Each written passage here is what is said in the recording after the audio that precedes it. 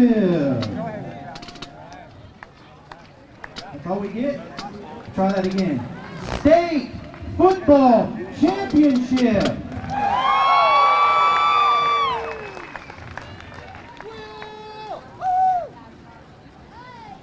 Tonight, we would like to thank our hometown community bank sponsors, Security Banks of Pulaski County, with 3 locations to serve you in Waynesville and St. Robert. Since 1936, Security Bank has been safe, sound, and secure. Walk in or log in at www.sbpc.com. We are always open for you, member FDIC and equal housing lender. Tonight's Rotary Club of Pulaski County will be conducting a 50-50 raffle to raise funds for scholarships for students and other youth-related activities in our local community. Tickets are $1 apiece or 6 for $5. The winner will receive half of the money collected. Ladies and gentlemen, please rise again as the Waynesville JROTC Armed Color Guard presents the Tigers.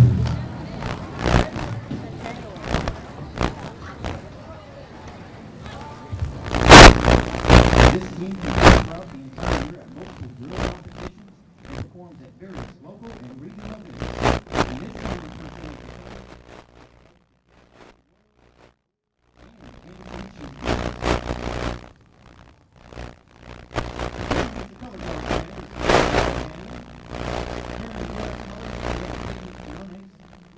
carrying Missouri State colors is Cadet Michaela Bauer.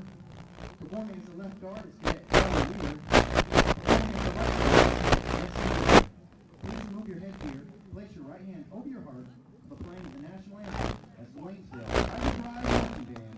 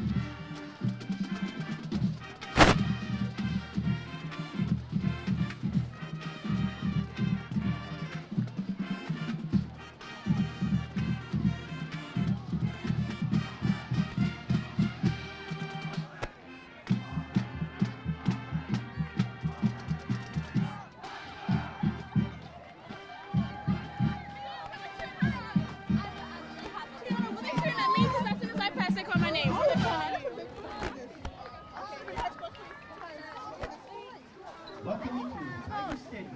Tonight's football game is not only an interscholastic competitive matchup between these two schools, it is also an extended educational experience for the student athletes. The Missouri State High School Athletics Association and Michigan or Waynesville High School know that the event such as these help teach life values to the young participants.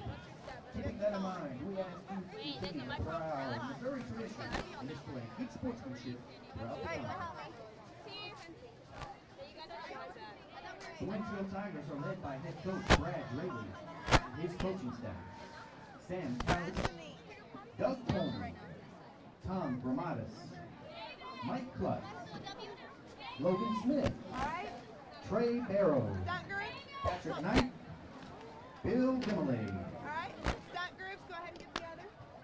The team's athletic trainer is Cheryl Cawley of Peach, Fort, and Spine.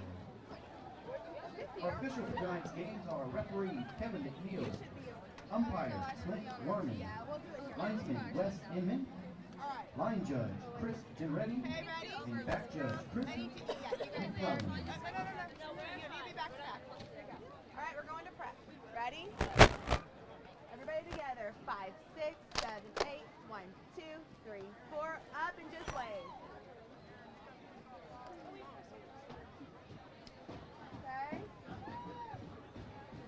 Okay, we're going to go up to in 5, 6, 7, 8. 1, 2, 3. Good. Nice and tight top, girls. Make it easy for them. Let's introduce tonight's captains. First, for the Waynesville Tigers, wearing number 52, Eddie Yu. 1, 2, 3, 4, 5, 6, 7, 8. Clean 1. Wearing number 55, Devin Stern. Ready? Straight Wearing up number extension. 63, Nick Clary. 5, 6, And 7, number 8. 30, 1, 2, 3, Eric 4, 5. Kane.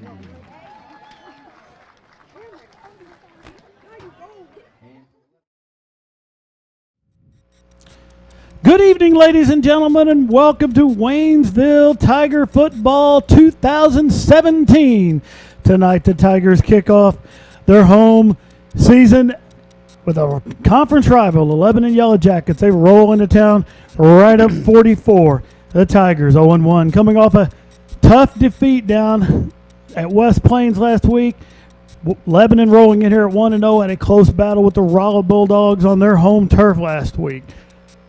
My name is Mike Rawlings. Along with me tonight is Matt Johnson. Matt, whenever these two teams get together, we know it's going to be a battle. Absolutely. You want to talk about a matchup. This is that big rival. You talk about last week, Lebanon and Rolla, really two of our biggest rivals, battling it out each other, and then the Yellow Jackets rolling down the road tonight. It seems like year in, year out, doesn't matter how up or down one program is, this game always turns into a dogfight.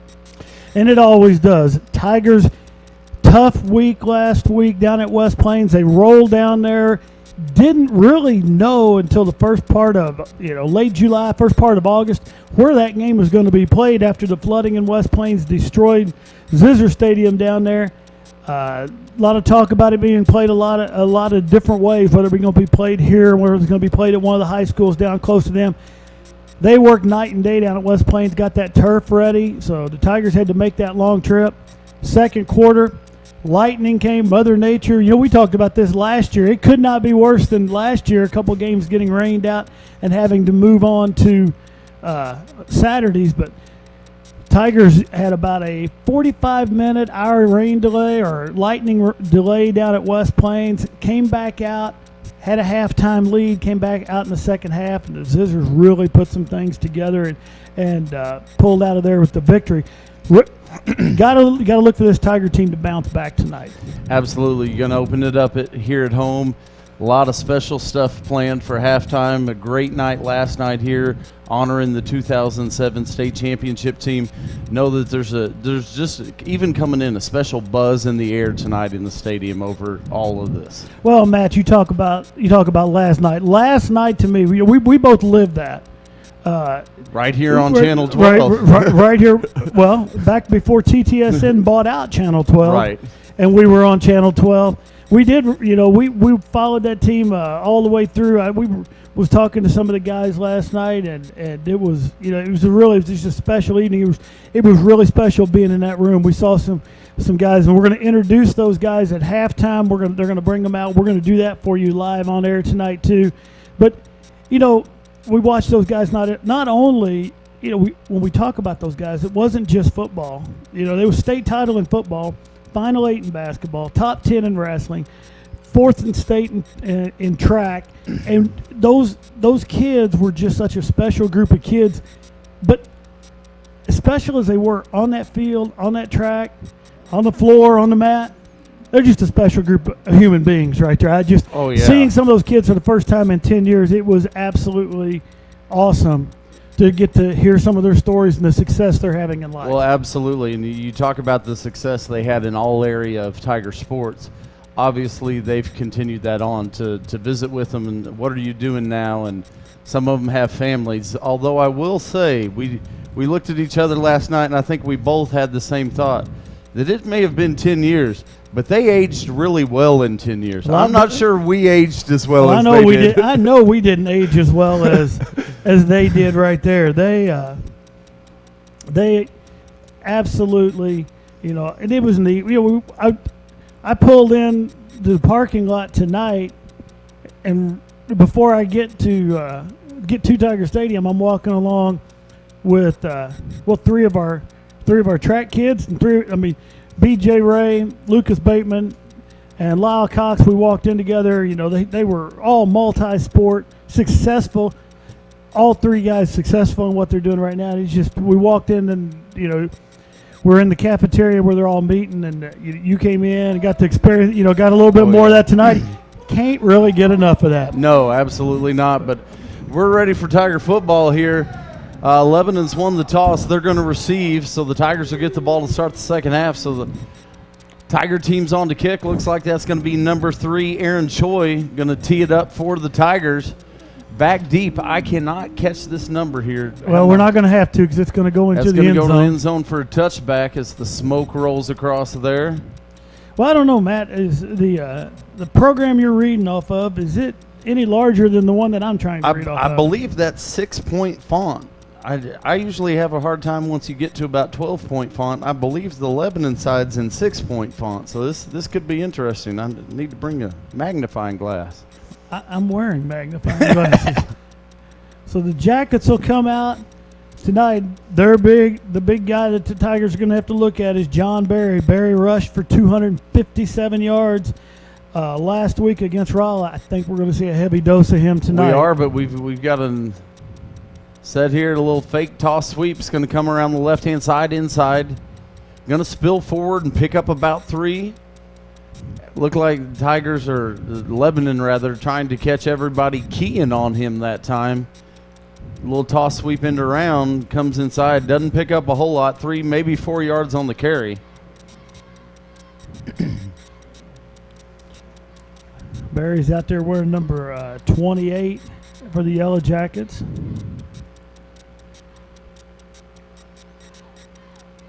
And Jackets go in motion. Looks like they may have pulled Waynesville off. Well, it's going to be interesting here. I don't know because, and you're exactly right. Yeah, well, the motion, the guy running in motion, it seemed very awkward, and I hoped maybe it was the other way around. Well, it looked like, I agree with you. He did look very awkward when he went in motion, and I think maybe that just caught, I think that might have been Eddie up front. I'm not sure who it was. Caught him off guard. Looked weird enough that Eddie was ready for it, and penalty's going to move it forward, so it's going to be 2nd and 1. Handoff does go up the middle that time, Berry, and he's going to spill forward, pick up about 3, but it's going to be enough for the first down. Well, Matt, Berry is an absolute load out there to bring down. 6 foot tall, 205 pounds, and when he hits that hole, he's hitting that hole with all his momentum. That's like running a train through that hole. Yeah, absolutely. That's a load of bricks coming through. Ran for over 250 yards on the ground last week versus Rolla. So he's a true between the tackles, just pounded in there guy. come in motion. Handoff goes to Barry. Barry looking for room on the left-hand side of the line that time. Kind of slips outside the tackle and looks like he's going to pick up about 4. Tigers defense last week, Matt. We heard, you know, they had quite a few stops against West Plains, especially in the early going. We didn't actually get to make that trip down last week, but we were listening to Zizzer radio, and then we were listening to Tiger radio, depending on where we were at in the car. Once we got close enough. All right, same formation comes to the line. That ball's loose. That ball is on the ground. I think the Tigers have it. I could be wrong. It looked to me like a black shirt jumped on it. And they're going to say it's Lebanon's ball. Oh, I thought I saw a black shirt. Well, hit it looked like he was coming in. It may not have got on top of the ball when he dove. It may have squirted away. Nice opportunity there for the Tigers. It just didn't bounce our way. All right, so the ball's going to be dead right there at the spot where it was covered. Going to bring up 3rd and 6 here. Big third down early. That's going to be Barry again. The Tigers are going to stop him. Whoa, that ball's loose again. And the Tigers do get it that time. Hot dog. Wow, that was a nice fake because I had Barry coming up here being short of the 4th down. It's almost like calling an extra point blocked, and then it's good. There's a little tidbit from Zizzer radio the other night. Oh, it was too. Folks, we hope we do not leave you guys as confused as we were at moments. Well, I figure with TTSN, you at least get it on the TV screen. If we get botched on a play like that, they at least see it. Yeah, they can tell when we mess up. We can't just keep going. All right, high snap, turns around, ball's down, picks it back up. It's going to go forward and pick up a couple yards. That's going to be Aaron Imperato in there starting at quarterback tonight for the Waynesville Tigers. Aaron's going to spill forward and pick up 1, maybe 2 yards. Looked like it got crossed up a little bit on the handoff there. Ball went to the ground, but Aaron quickly picks it up and gets forward. That's David Adams. That's going to be David Adams. Bounces outside. He's got a little room. David down, going to be pushed out right about the 10-yard line. Nice run right there for David Adams.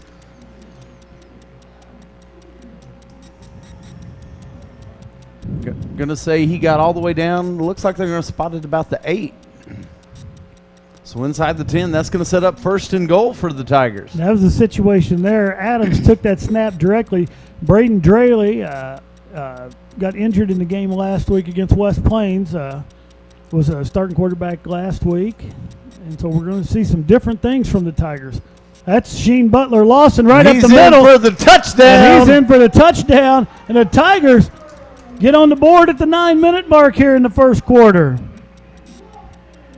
What a nice run right there. Sheen, big physical runner.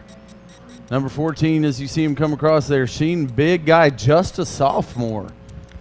But Sheen gets right there, gets inside between the tackle and the center, drives that forward into the end zone, and the Tigers jump out first.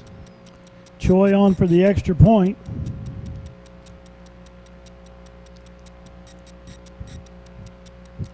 Snaps back, holds down. Choi gets it, and it's up, and it's good. And it is good. The Tigers with a 7-0 lead here at the 9-minute mark in the first quarter, capitalizing on turnovers. It is going to be huge that the Tigers take advantage. That's what we did last week in the first half. 2 West Plains turnovers turned into 2 Tiger touchdowns. The Lebanon Yellowjackets going to lay that ball on the ground. We got to pick it up and convert that to points. Absolutely, and then I think that's really the key there. Not only to get those turnovers, but there were times last year it seemed like we had a chance to get a break and just couldn't convert, turn those in, punch that in for a touchdown in this situation to get that early lead on your opponent. Big statement right there by the Tigers. 5 plays total? Bam, and stick it in the end zone. So Choi's out to tee it up again for the Tigers here. Nice kick the first time. Rolled back through the end zone. Still not seeing who that is back for the Yellow Jackets. Is that number 25 maybe? It looks like it could be number 25, Cole McBride.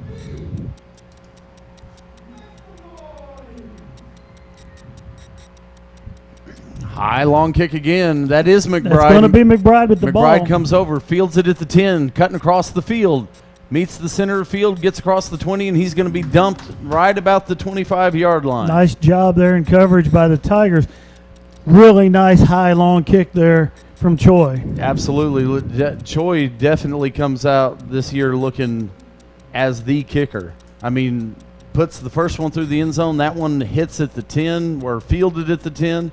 And nice job by the Tiger cover team right there to stay in their lanes. McBride tries to take that across the field, catch the Tigers cheating over. Everyone's in their lanes running containment right there. Nice stop by special teams. Lebanon all packed in the middle, 3 guys in the backfield. Full house backfield. It's going to be Barry, and he's going to be dropped. Going to spill forward, going to fall forward for about 2, but not much there. I did not see who that was in the middle, but reached out and grabbed a leg and just dropped him. I think for the Tigers, I think that was Nick Clary in the middle that reached out and grabbed that leg. They got an official's timeout as they're going to come over, check out one of the Tigers real quick.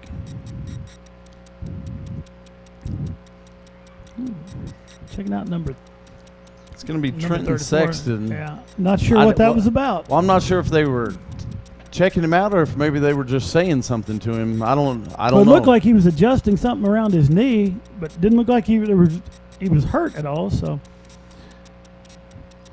all right, Lebanon going to try and pitch it to the outside. Got a blocker out front, but the Tigers swarm in there, and boom, Barry's going to be dropped. He's going to pick up about 4. looks like he's going to be about 3 yards short of that first down.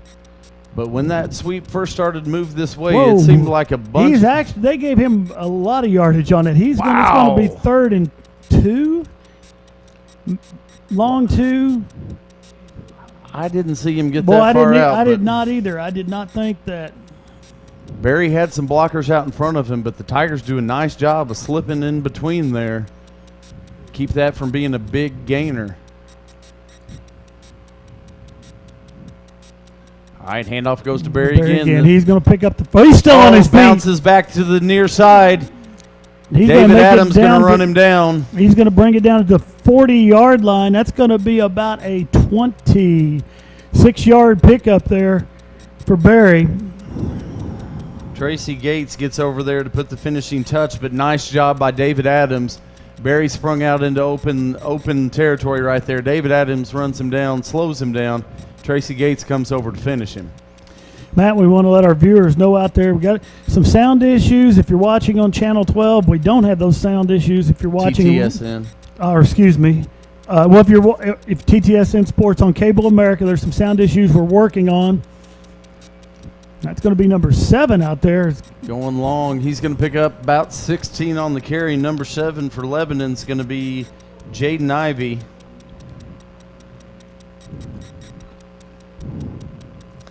But we've got a hold, and we're going to bring it on back. We've got a hold. Flags thrown right in the area about the 37-yard line. Going to back it up on the hold, so nice long run. But that may explain part of the nice long run right there when you're holding. And that will open up quite the hold. Want everybody to know if you're out there watching us live via the Facebook, make a comment. Tell us where you're watching from. Matt, we've wiped the map clean. Start new year, map. New pins, new map, and we're ready to put some pins in that map. If you're watching somewhere in the greater Earth, we'll put a pin right where you're watching. Greater Earth. Yeah, I was going to go United States, but be watching somewhere else, we'll put a pin in you. Absolutely. All right, Barry coming over to the near side of the field, gets a block, and then he's going to be dropped. That's going to be number 52 for the Waynesville Tigers. That's going to be Eddie Yoon. He's going to get it back close to the original line of scrimmage.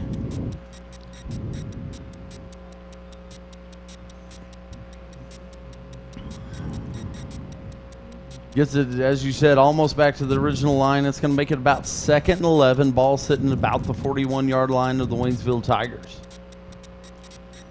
Kind of what we expected from Lebanon so far tonight. A heavy dose of Barry. We don't see the Yellowjackets put the ball in the air very often. That's going to be we had the guy down here at the end. I'm not sure who that was. Took off just a little. I think it might have been Cole McBride. Jumped off sides. It is McBride. False start, it's going to back him up from there, so back it up another 5, and it's going to be looking at 2nd and 16. And actually, McBride took off out of that formation. Like, Lebanon might have been doing something a little bit different that time.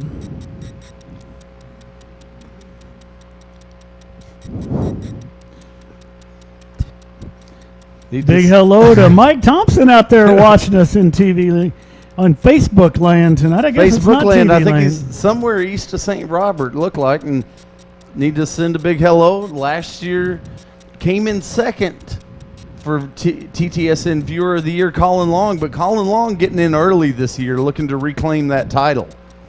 It's going to be a misdirection. Misdirections, but the Tigers are there, and that's going to be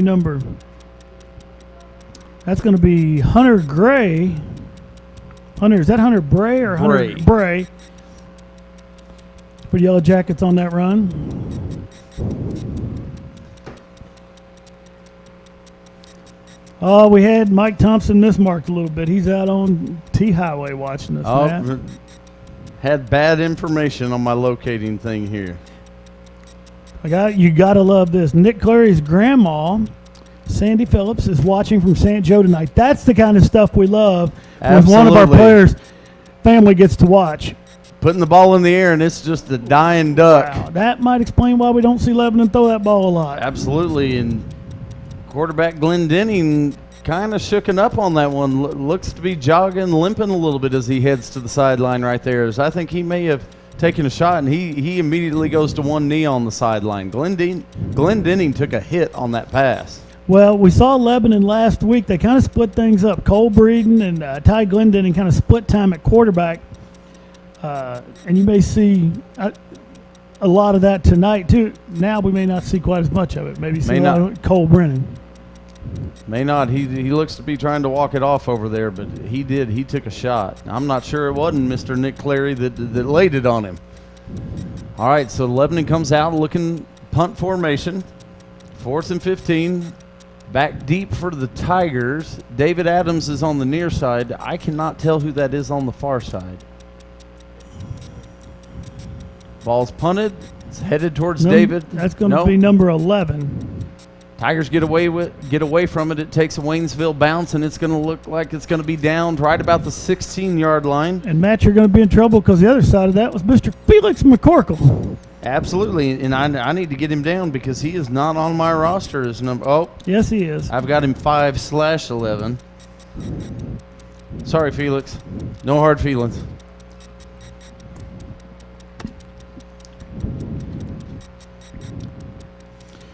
So the Tigers will start off on the 16 here, up 7-0 with 5:52 left here in quarter number 1 of a beautiful football evening here at Tiger Stadium. Absolutely. Not quite as cool. When I think football, I think that cold Friday night. We're not there yet, but it is. I hope we're a little ways away from the cold Friday night, Matt. But it is absolutely beautiful.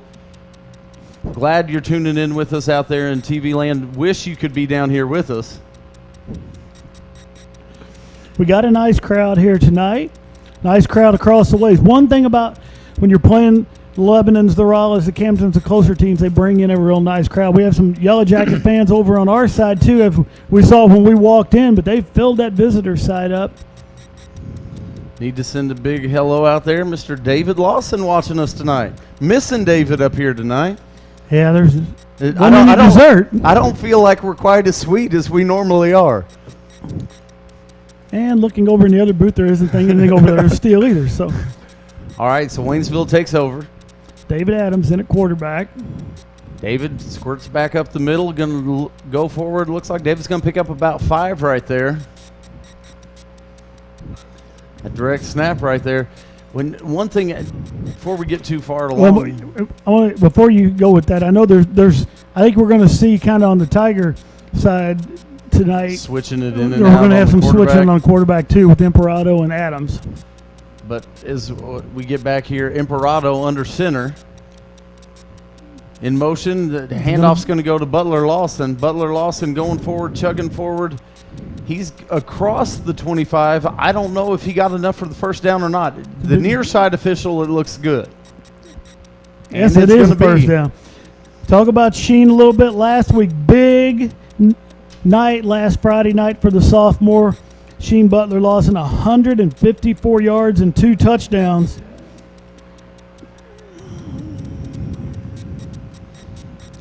But Adams David back Adams in quarter. back in underneath. Butler Lawson in the backfield behind him. Handoff goes to Butler Lawson once more. Looking for room on the left-hand side of the line. Not there, and he's going to spill forward, pick up about 2, maybe 3. Matt, I have noticed one of the things that we heard from the Zizzer announcers last week is that ball is always on the hash mark. It's either on the 29 or on the 30. Not these guys tonight. I've been watching. They put it right where it's supposed to be. Absolutely. All right, Tajay Parrish comes in motion. He gets the handoff. Tajay Parrish looking for room on the right-hand side. Lebanon that time does a good job of just stringing things out a little bit. Tajay's going to pick up a couple. Well, they've run Tajay in motion several times right there. I think trying to catch Lebanon sleeping on the motion play. That time they give to Tajay. If he can get around that corner, I like Tajay's speed against anyone Lebanon's got.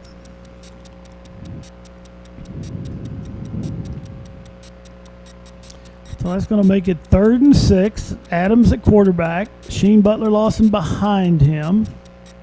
Tajay in Adams motion is once going to more. keep it this time.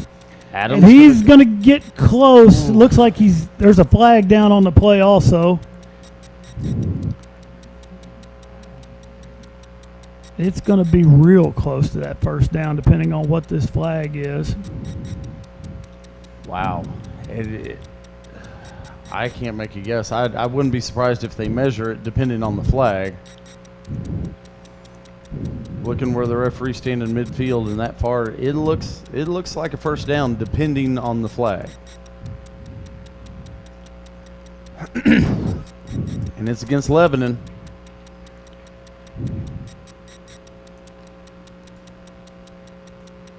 And it's face mask on the defense there.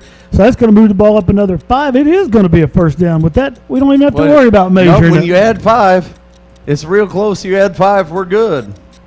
So the Tigers keep the drive going. Splitting out wide to the left, Tyler Gaiman coming over here to the bottom side of the screen. I cannot see who that is wide out up top. David's going to let it, or that's Imperato with the pass, excuse me. That pass intended for Felix McCorkle. Felix makes that dive that is just out of his reach.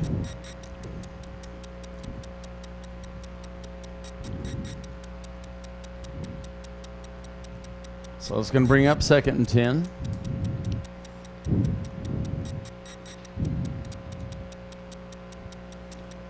David Adams is going to switch in. Well, and the Tigers, they can make this quarterback switch. A couple things that does. Lebanon has to adjust on every play that there's a quarterback switch. Absolutely.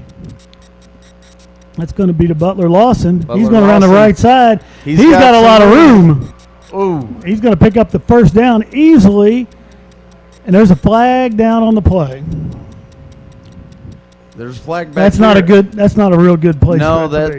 that's the area of holding. And that is going to be holding on the It's going to be Tigers. a block in the back on the Tigers there.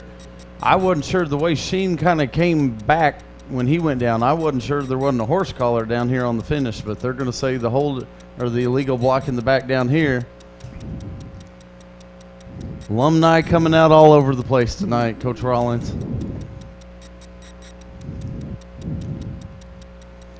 So that's going to move the Tigers back to the 32-yard line. And that's going to make it Should make it second second. and 20, it looks like. Pretty close, I believe. 2nd 19, 2nd 20. Costly penalty right there. Backs the Tigers up. 3:10 left on the clock here, and what's been a pretty action-packed first quarter so far. That's Butler Lawson. He gets away from those tackles. He gets away from 3 tackles. Still on his feet. Wow, nice run by Sheen there as he picks up 8. when he could have easily been dropped for a loss of about Absolutely. 3. To shift direction, get upfield, and like you said, recover about 8 yards out of a bad situation right there.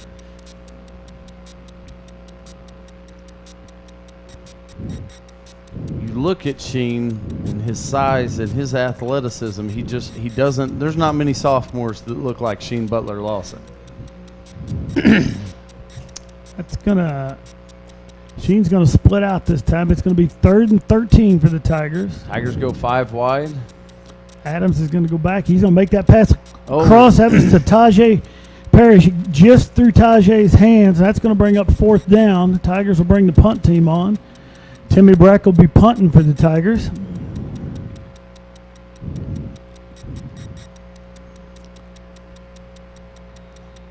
We'll see. I'm going to guess that's McBride. Yeah, Cole McBride back for the Lebanon Yellowjackets.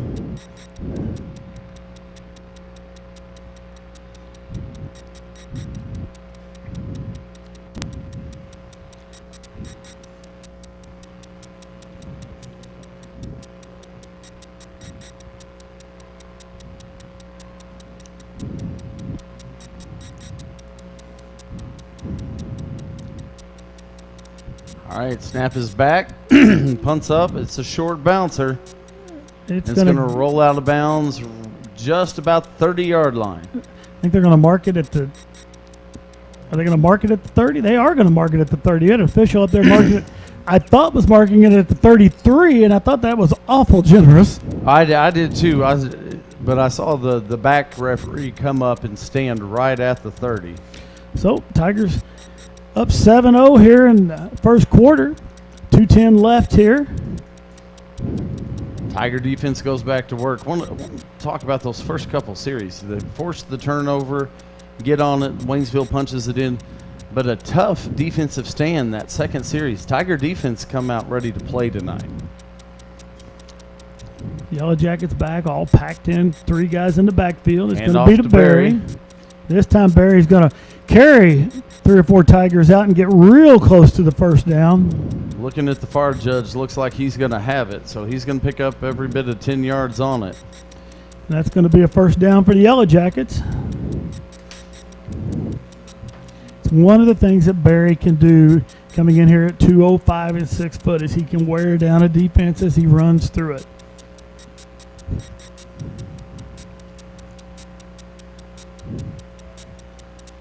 Barry again, this time up the middle, and he is stopped. It looks like he was going to lose about a half yard there. Got a question here from the fans out there at home. This one, Clayton Gregory, asking us, who are the referees tonight? I don't know the answer to that question. I did not get anything given to us. Sometimes we get that stuff pre-game. I did not get anything with the referee names tonight.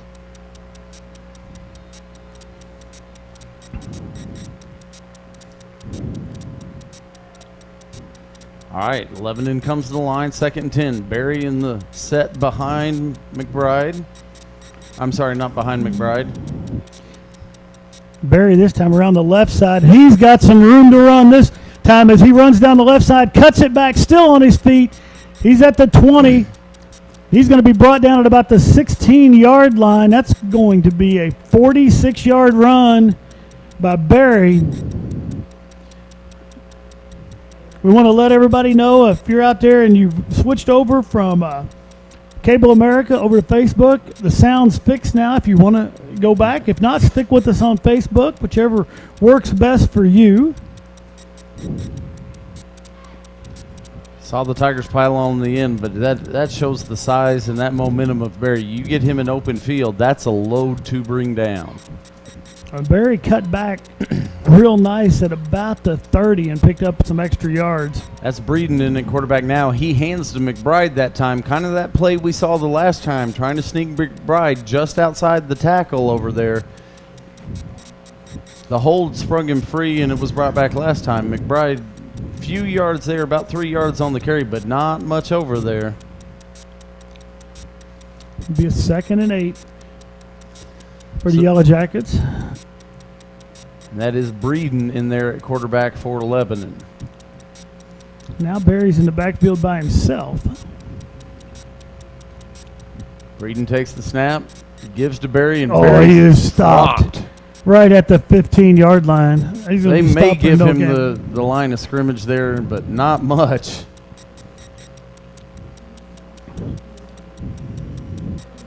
And that brings us to the end of the first quarter. And Matt, you know what that means.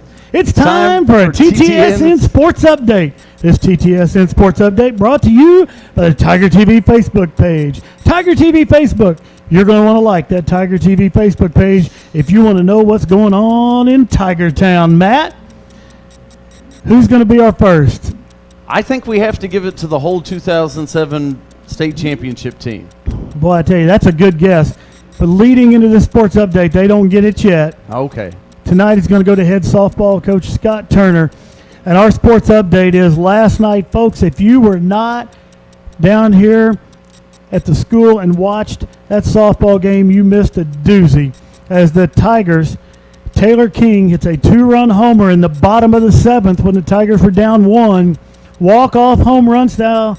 The Tigers defeat Hillcrest last night in one of the best softball games I've seen ever. And it was absolutely exciting. The Lady Tigers were excited today, and I'm going to be real honest with you.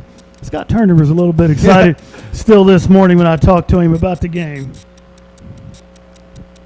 As we see some of the 2007 guys down here in front of the window. We came back to action. I missed the first play. Well, Barry runs around the left side, takes it down to the 5-yard line. He's going to bring up a 1st and goal at the 5. All right, so going to set it up just outside the 5-yard line, 1st and goal for the Lebanon Yellowjackets. Eric Kane got the number and got the name there. Was the one that had laid that hit just before the end of the quarter that dropped Barry right in his tracks. Eric Kane got in there and laid the wood to him. Well, speaking of Eric Kane, Kane led the team last week in tackles. Looks like they're going to put him down at the 1. Kane had 11 tackles in that game last week down in West Plains. Couldn't tell if Ivy got in right there or not, but they're going to mark him about the half-yard line, so it's going to be 2nd down and less than a yard here. Looks like Breeden brings the play into the huddle for the Lebanon Yellowjackets. From the half-yard line, I'm going to go out on a limb and say this is Barry right up the middle. Yeah. Matt, you're not going to give very good odds that it's not. And it is. And no signal yet. And it's going to be a touchdown for Lebanon. Barry, that's Barry from 1 yard out. Extra point to come.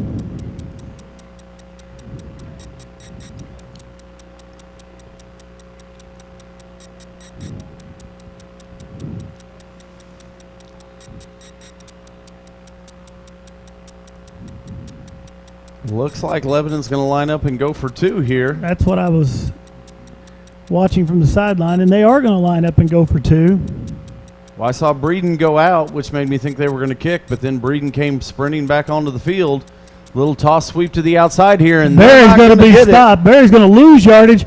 The Tigers hold, and that holds that Tiger lead. It's 7-6 here with 11:06 left in quarter number 2.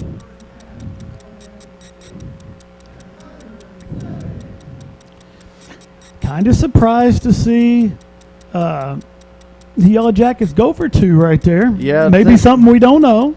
No, but it looked like maybe they were trying to catch the Tigers off guard there because Breeden ran off the field after the touchdown to the sideline, and it wasn't right before they brought the play to the line that all of a sudden Breeden came sprinting back on the field, maybe trying to catch the Tigers asleep right there and punch in an easy 2, but it doesn't work. And the Waynesville Tigers still lead 7-6 here early into the second quarter. So 11 will be kicking off. Felix McCorkle and Sheen Butler Lawson back for the Tigers. Sheen Butler Lawson going back to return the kick back there with Tajay. Mills going to kick off for the Lebanon Yellowjackets, number 23. Tees it up.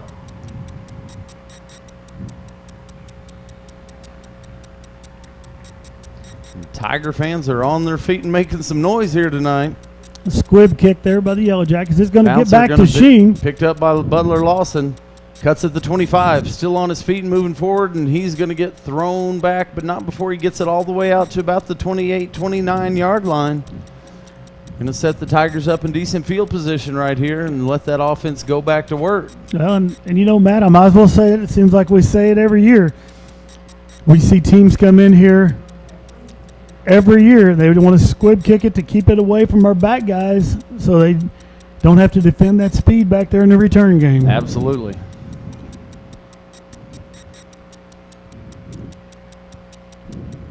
All right, Butler Lawson lines up in the backfield. David Adams, I'm sorry, that's Imperato, takes it, hands to Butler Lawson. Butler Lawson's going to go forward, and he's going to pick up 5 on the first down carry. And Adams will go in at quarterback. Well, and I like that. You talked about that change of pace, keeping the defense off guard. Also going to keep a fresh set of legs that you never know if David's going to take off. You never know what Derek's going to do. You keep a little fresher legs. Running takes off as well. Thank you. Aaron, I'm sorry. Aaron. I believe Derek's Aaron's brother. And that ball was loose on the ground. The Tigers fall on top of it.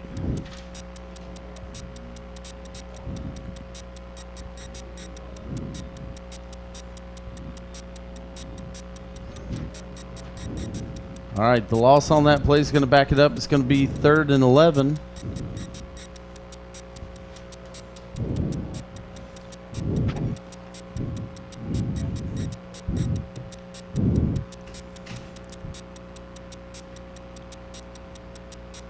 And that ball is going to go through Imperato's hands. Imperato gets back on it. He's running it around that left side. He's going to be brought down at about the 18-yard line. Snap was a little high, went through Imperato's hands. Aaron did a good job of getting back and getting that ball.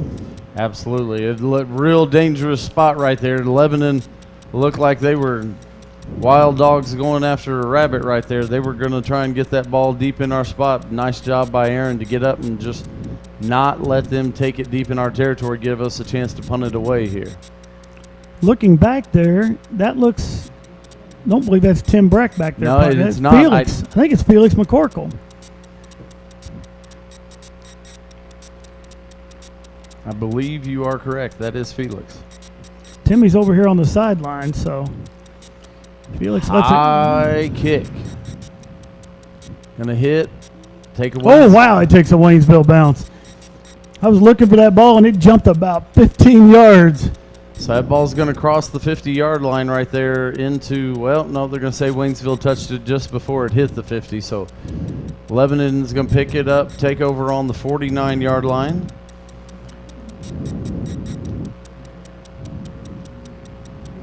They'll take over 1st and 10 there. Looks like we are going to see at quarterback, we're going to see the shift here. Glenn Denning back into the game for Lebanon at quarterback.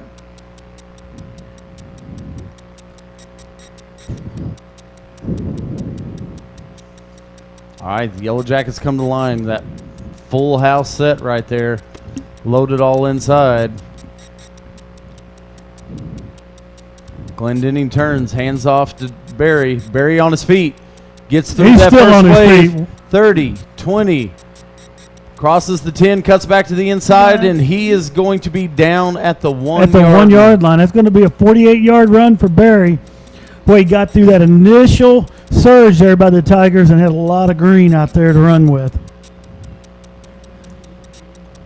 You said that first wave came, got a hand on him, but he busted loose, and once he was through it, it was nothing but green grass in front. Turf. Still looks like grass. So he'll take it, or Lebanon will take it at the 1 yard line here. Barry in the back set. Looks like a couple offensive linemen back there with him. It does. Glendenning hands off to Barry. Barry. He's going to go in. Score.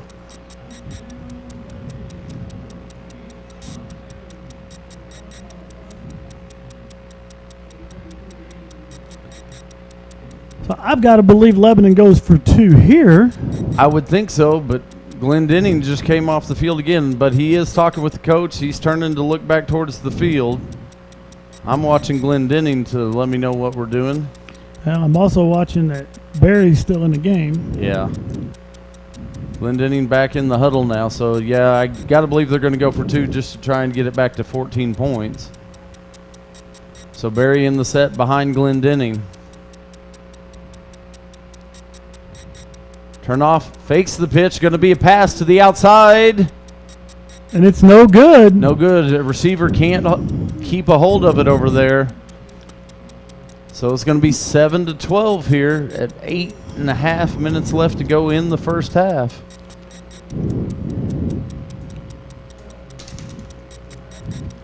Lebanon will be kicking off to the Tigers.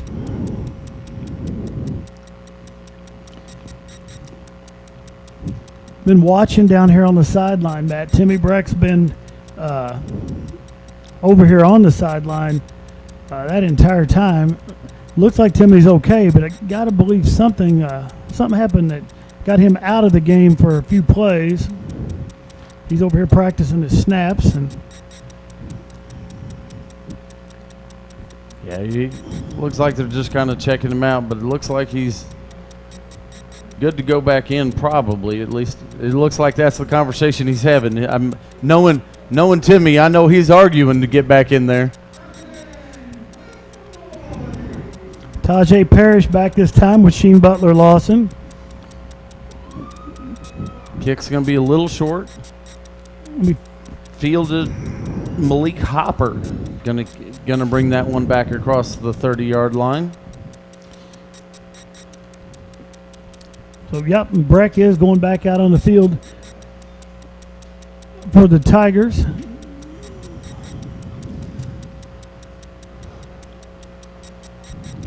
So 8:25 left to play here in the first half. Tigers get it back. I know the Tigers want to push it right back down that field, get on the board, and take the lead back from the Yellowjackets. Believe Adams is. Well, I don't know. We've got a flag. Well, but they're waving it off. I did not see the flag. I didn't see there was a flag on the field for that play. Well, and it's almost like there wasn't because the referee picked it up and waved it off.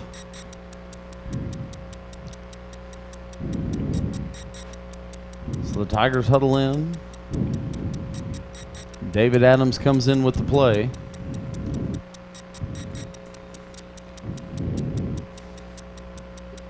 A lot of delay right there. The play clock just started. Yeah. So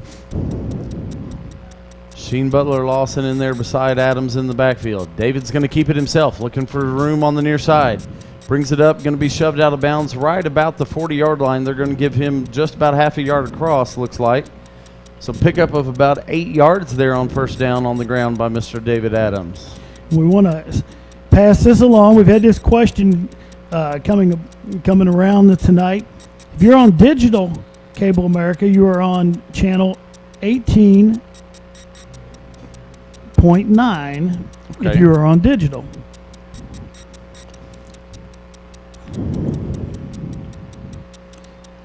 All right, snap. That's Imperato this time across the middle. Picks it up, throws it. It's be Felix McCorkle on the catch, and that's going to be a first down. We got a flag down. We're going to get a late hit right there. Felix was down. Nope, that was Tajay Parrish. Sorry. Tajay was down. Whistle blows, and Lebanon continues the action there as Tajay took at least one elbow. Face mask right there is going to be the call. Glad the referees blew that right there because Tajay was down and was getting hit after the fact. And it's only going to be the 5-yard variety. And, Matt, we want to say a big hello out there to Gary Schultz watching us up at Osage Beach tonight. Hoping everything's going great for Gary. Maybe we're going to see him this week. I hope so. I need some wisdom in my life, and he likes to impart wisdom to me. Sheen Butler Lawson on the carry. Spins forward, still on his feet.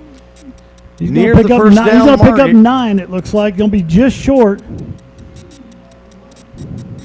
That's 2 really nice runs And the referee is coming over to speak to Lebanon again. I think there's still some extracurricular going on after the whistle. Now, Matt, are you saying it might be like Lebanon to have some extracurricular activity? I'm just saying the referee's got the whistle and the flag. He can put a stop to this by calling it.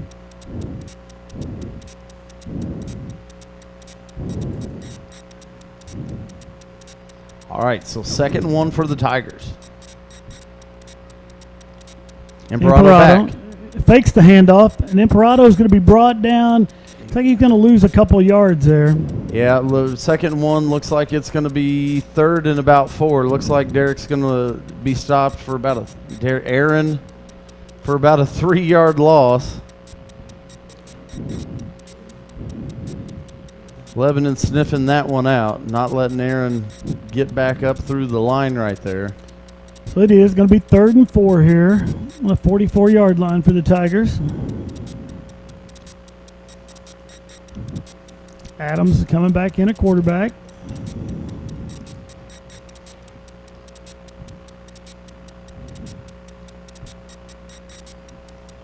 This time Adams is going to keep it, and he's going to be brought down for a loss.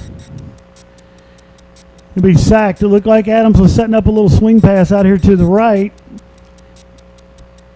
And he's going to be brought down. See where they're going to spot the ball at. He's going to be brought down for about an 8-yard loss there. So the Tigers will punt. Felix McCorkle back in punt formation. Lebanon not dropping anyone back. I don't know if they're coming after this kick, but Lebanon, now they go. They do. I believe that's McBride. Felix with a nice punt down. It's going to land at about the 25 and take a nice roll. It's going to roll down inside the 10-yard line at That's about the 8. 7, I think. About the 7.5. So it right in between the 7 and the 8. But nice roll right there. Glenn Denning finally went back right there, but it looked like the Lebanon Yellowjackets weren't buying that we were punting. Matt, we're going to take our official Missouri State High School Activities Association water break. First hydration break of the year. It is the first one of the year. This hydration break brought to you by Joshua E. Scott, Director of Mission Activities here for the Waynesville School District. Joshua E. Scott wants you to stay hydrated, so this would be a good time for you to go to that refrigerator, get you a bottle of water, and then come back to your TV to watch the next 5 minutes and 30 seconds of football action here before we get to halftime. One thing you can always say about Joshua E. Scott, Director of Mission Activities, he wants us all to stay hydrated. Absolutely. He was criticizing my morning caffeine the other morning. Thought I should be drinking water first thing in the morning. That's from a guy that has a coffee pot in his office. Well, he's the hydration coordinator here at the high school, so maybe he's just part of his duties. I don't know. So any questions you have about hydration, give Mr. Scott a call down there at the activities office at the high school. I just figured it was something y'all had done here for years, making the move up the hill, teaching at the high school this year instead of the middle school. It's a whole new world for me. I just thought maybe that was his job, to make sure people were drinking water every morning.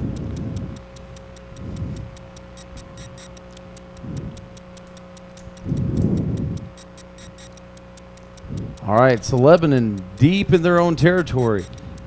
This would be a good spot to force a turnover. Yes, it would.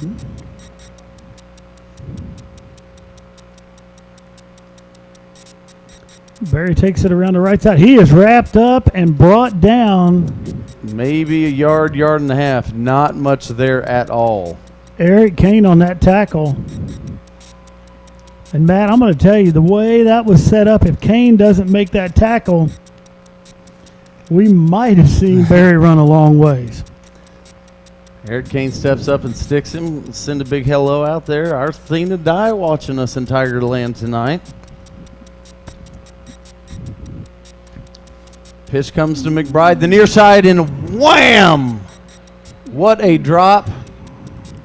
That is number 8, Tracy Gates, just absolutely laid the hammer down right there. Yeah, running Oh, yeah. Oh, okay. I'm sorry. No, I was real sure Tracy Gates just laid him out. Tracy did, but that was Ivy on the run. Ivy on the run. For all the folks watching out in Lebanon land, Well, I want to make sure, you know. Well, they can be upset. I'm a big Tracy Gates fan. Well, I'm a big Tracy Gates fan, too.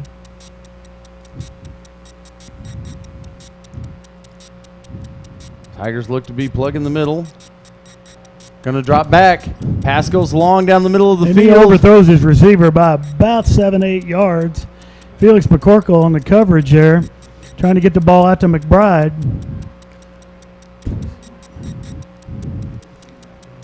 Well, we spent a whole Saturday with Tracy up at the state track meet as we were in 6 hours of rain delay waiting to see Tracy triple jump. Tornado delay. Tornado delay. And then it Lightning was delay. lightning.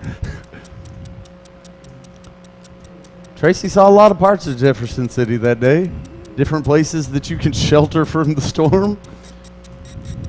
All right, that's going to bring up 4th and 9. Absolutely fantastic job right there of the Tiger defense. Yes. 3 straight just stuff 'em plays on defense. Tigers look to get the ball back in good field position right here. Low line drive. It's going to bounce. It's going to be picked Adams up by picks David up. Adams. Adams got some inside room. the 30. He's going to be brought down at about the 26-yard line.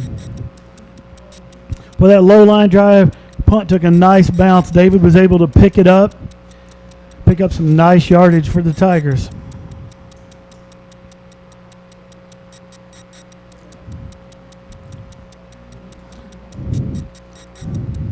All right, just under 4 minutes to go here in the half. Tigers can retake the lead with a touchdown here. 1st and 10. Imperato in at quarterback. Aaron has got Sheen behind him. Who is that split out We to the got bottom like of the screen right here? four Is it guys. David? Looks like Fields. No, That's going to be Butler Lawson up the middle, and he's going to take it down inside the 15. Be a first down for the Tigers.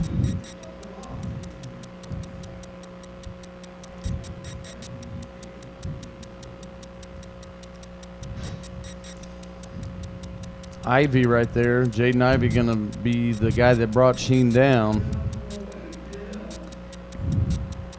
David Adams brings the play in.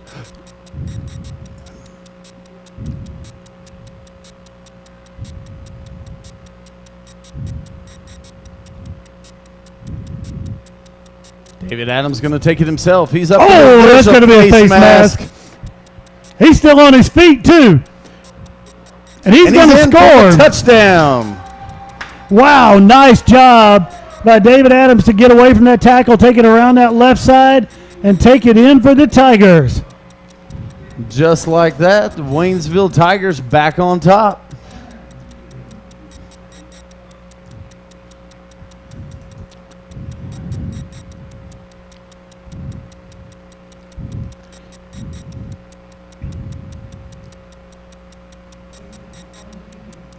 Penalties decline. Tigers up 13-12. Extra point upcoming.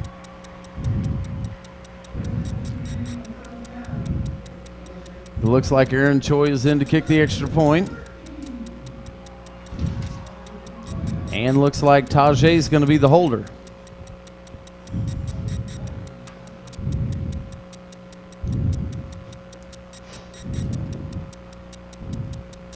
Snaps back, holds down, kicks up. It's and good. It's good. So that extends the lead to 14-12 with the Tigers over the Yellowjackets from Lebanon here with 3:17 left here in the first half. Obviously just a great offensive series right there for the Tigers, but the offensive unit came in, looked extra pumped up after that defensive stand right there where Lebanon deep in their own territory. The defense just absolutely pops them 3 times, gives it back to the offense in good field position. Offense comes storming onto the field, and right down the field they come. And just like that, Waynesville Tigers back on top. And the little footballs, they are flying. They are flying. And Matt, Tigers have that 2-point lead because they've been able to stop both extra point attempts from the Lebanon Yellowjackets.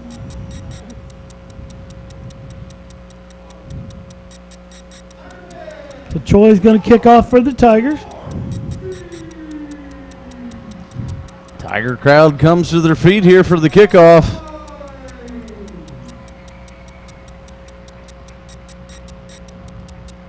Little pooch kick right there. It'll be a fair Fair catch. catch is called. Going to there be on taken that. at the 35. It's going to be number 4 for Lebanon. Taking that, so it's going to be Charles Brogdon. Brogdon calls for the fair catch, and then right there, 35 is where the Lebanon Yellowjackets will take over. We got a viewer out there asking us a question, and we're going to give you an answer. David Adams scored that last touchdown for the Waynesville Tigers. Linda Daniels, she was probably just getting back from the refrigerator, getting hydrated, just like Joshua E. Scott wanted her to do.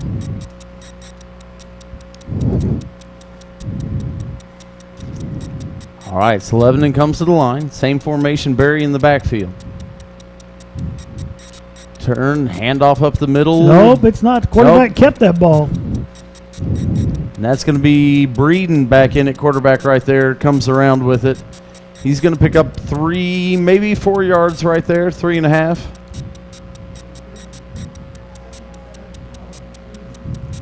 So about second 6, second 7, second long 6. But with the running play clock continues to wind here, under 3 minutes to play. Breeden in the set. Takes the snap. Turns, gives it to Barry. Barry looking for room. He's wrapped up inside. He's going to be dropped. That's going to be number 34, Trenton Sexton, laying the wood to Barry that time. Barry's going to pick up about 1.5 yards, 2 yards, not much. It's going to bring up 3rd and 5 here for the Lebanon Yellowjackets. Nice job by Sexton. Wrapped Barry up and did not let go. Absolutely. You look at the middle of that Tiger defensive line right now, and having to fight through those blocks and then grab a freight train like Barry, the inside of that defensive line right now is just playing absolutely fantastic. Pitch to the outside. That's going to be... Makes one miss, but he's not going to get the first down on that.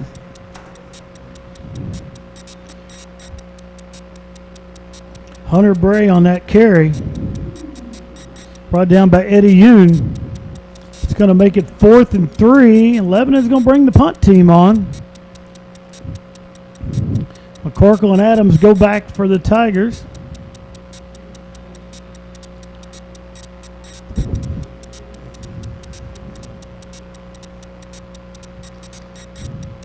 Big hello going out to one of our longtime viewers, Mr. Scott Kempen out there in West Waynesville tonight.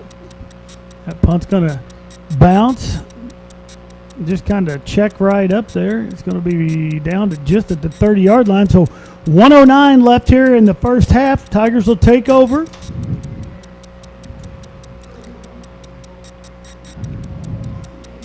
Expect Tigers probably going to play this pretty safe. Going to be pretty happy to go into the halftime with the lead right here. But folks don't want you to go away at halftime tonight. We've got a lot of things going up. We'll talk about that as we get there. Some very special stuff going here at Absolutely. Tiger Stadium at half.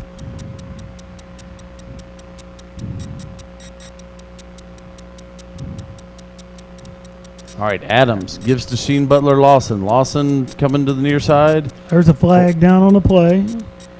Lawson's going to be pushed out of bounds.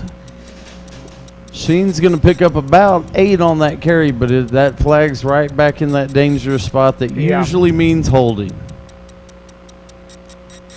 And it is going to be holding on the Tigers.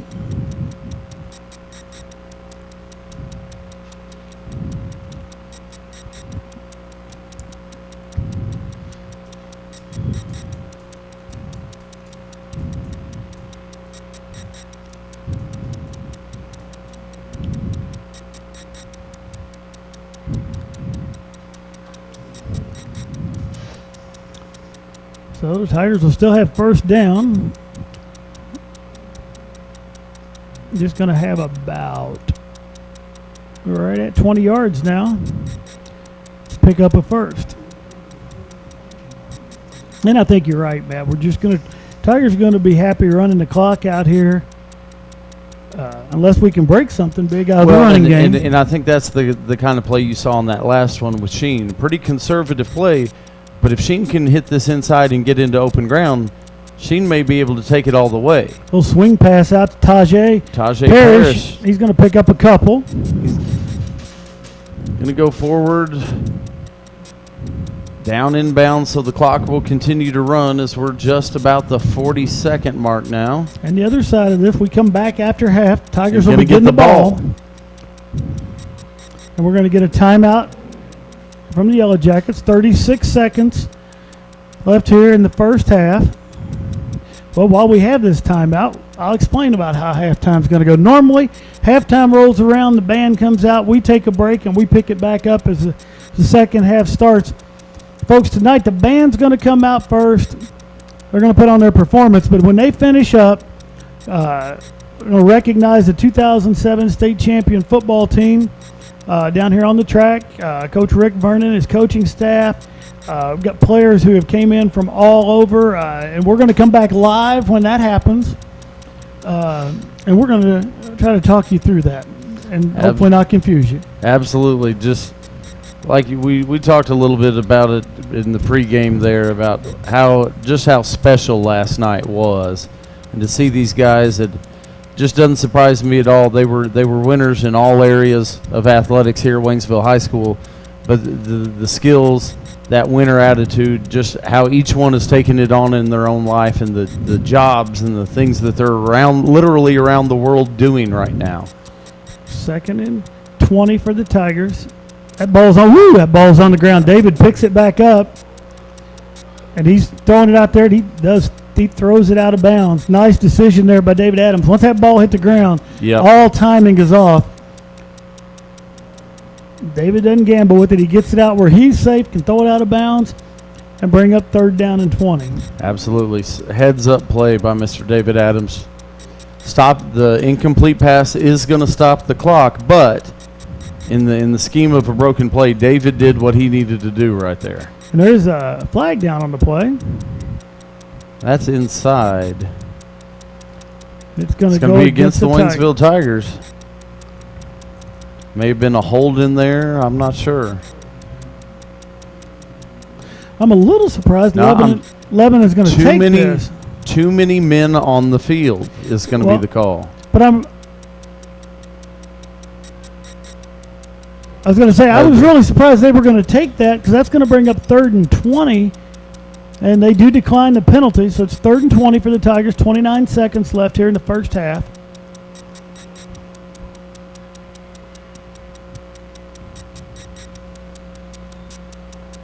Imperato in at quarterback.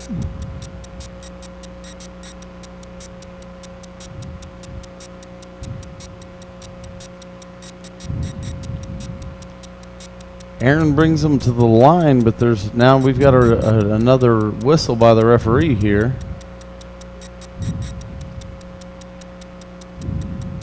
Wonder if something with the clock possibly. Well, they've taken it down to 15 seconds now.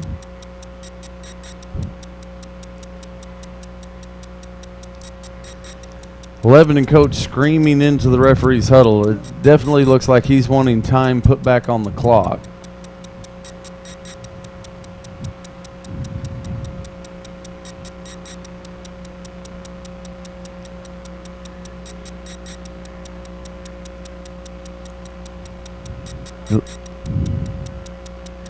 And it looks like they're going to put 29 seconds on the clock.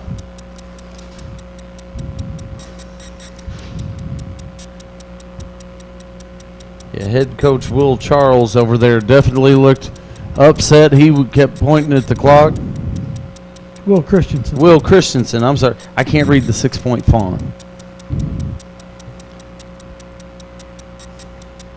Well, it's going to be Imperato's going to keep the ball. Imperato keeps it coming inside to the middle. Stopped. They're going to get a timeout from Lebanon right here with 22 seconds left. So that's going to bring up a 4th and about 17 for the Tigers. 22 seconds on the clock when it was stopped by the timeout there. So the Tigers Obviously punt here. Not going to be much time for Lebanon, but I think Lebanon just hoping to get a chance to break one. Break one or go for the block here.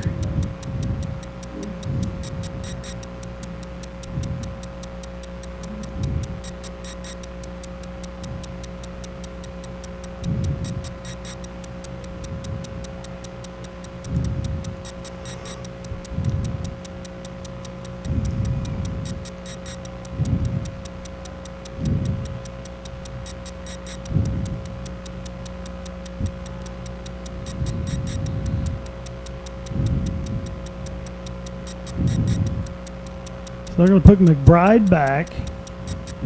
Felix McCorkle will be punting for the Tigers.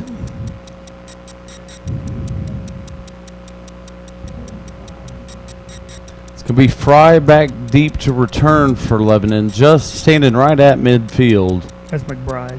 Oh, I'm sorry. You got those two guys confused. I do. They go to Lebanon. That's okay.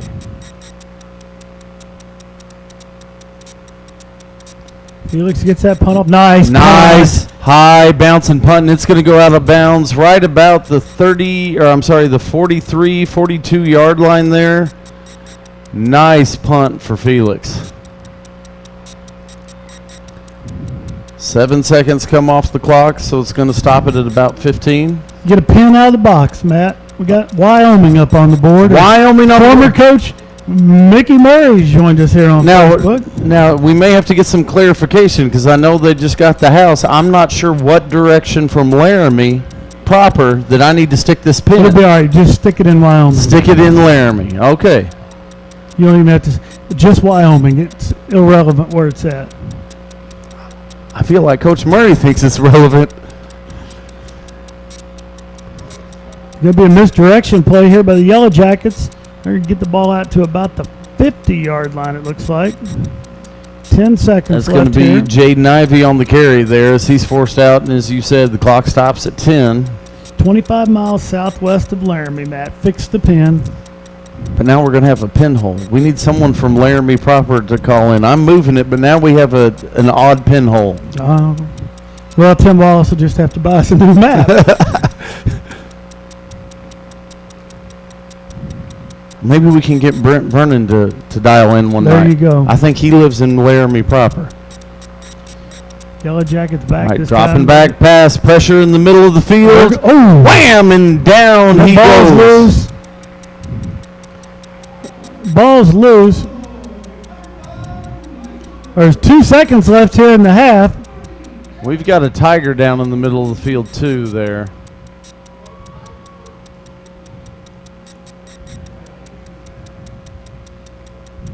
Everybody's going to take a knee. I don't know who it is. I can't tell from here who it is. When that ball went loose, everybody went diving into that pile. Don't want to speculate on anything, but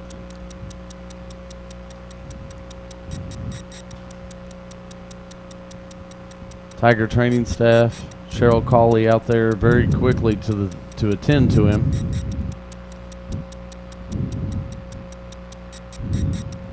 Looked like Lebanon was just trying to hold it, let a receiver get open somewhere downfield, and eventually that pass block broke down and a whole host of Tigers came together at once right on him.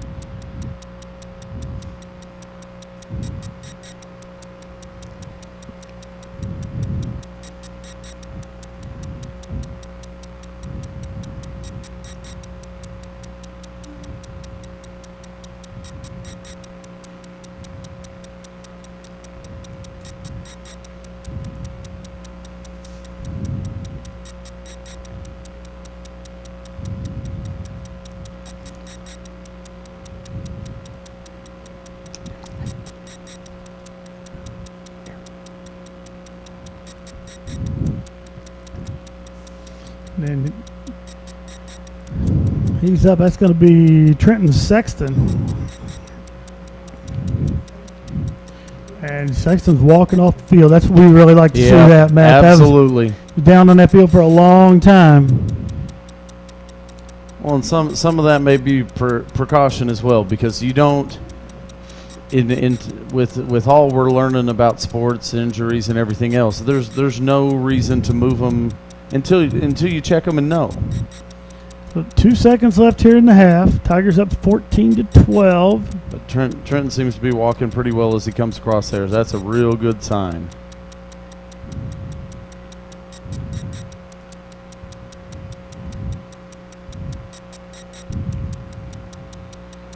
So we've got one play here, barring any penalty, before half.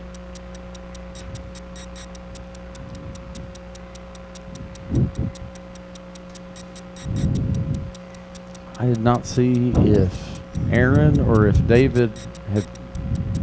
I guess we've still got a little huddle right here. Well, we're going to call timeout, I'm pretty sure. Coach Straley. Yeah, we're going to call timeout. After everything that was going on, come back, play clock started. We got the timeouts right now. They're going to call a timeout. Make sure what we're doing here. Looks like Aaron and David are shoulder to shoulder right there. Well, and I think Coach Straley was he knew he was calling timeout, kept them both there to talk, and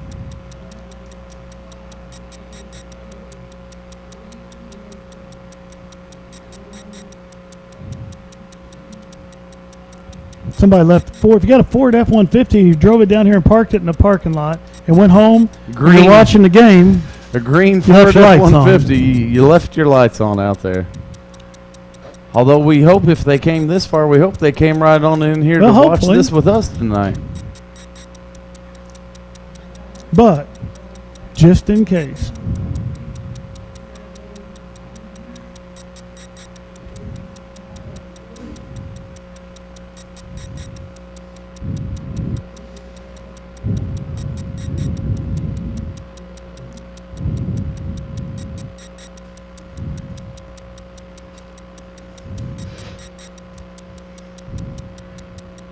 All right, Tigers come to the line.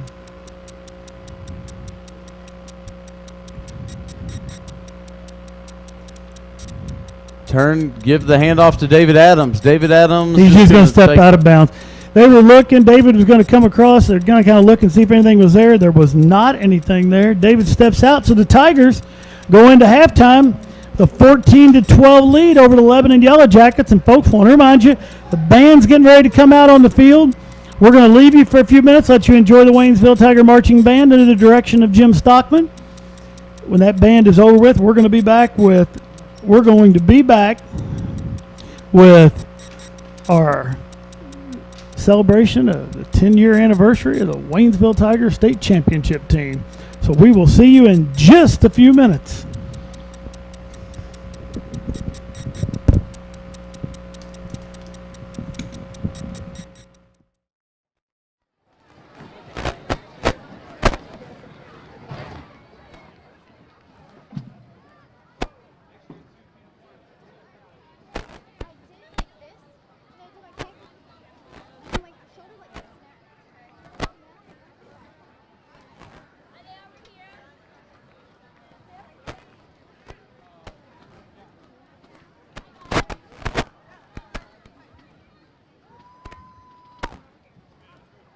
Tonight, we would like to thank our hometown community bank sponsors, Security Banks of Pulaski County, with 3 locations to serve you in Waynesville and St. Robert. Since 1936, Security Bank has been safe, sound, and secure. Walk in or log in at www.sbpc.com. We are always open for you, member FDIC and equal housing lender. Immediately following the band's performance, we will recognize members of the 2007 Class 5A State Championship football team.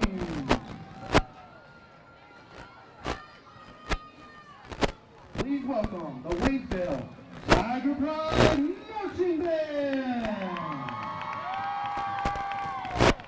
Performing this year's marching show, A Hero Is.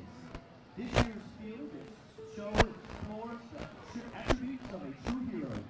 You must be willing to journey inward, discover your own power, and use that power for the good of mankind. The band will be performing Movement 1, Discovery of Power, Movement 2, Compassion, Love, and Sacrifice, and Movement 3, Strength of Body and Mind. Drum majors, Is your band ready?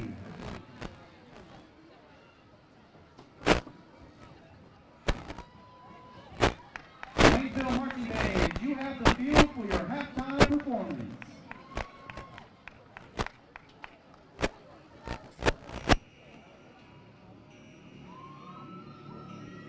Do you know what a hero really is?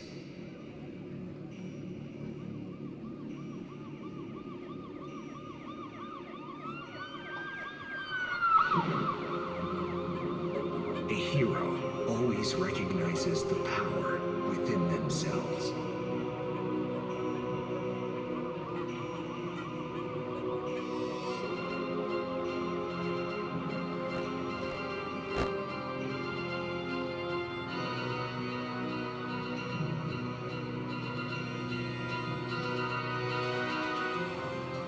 A true hero cannot be defeated, no matter what the situation.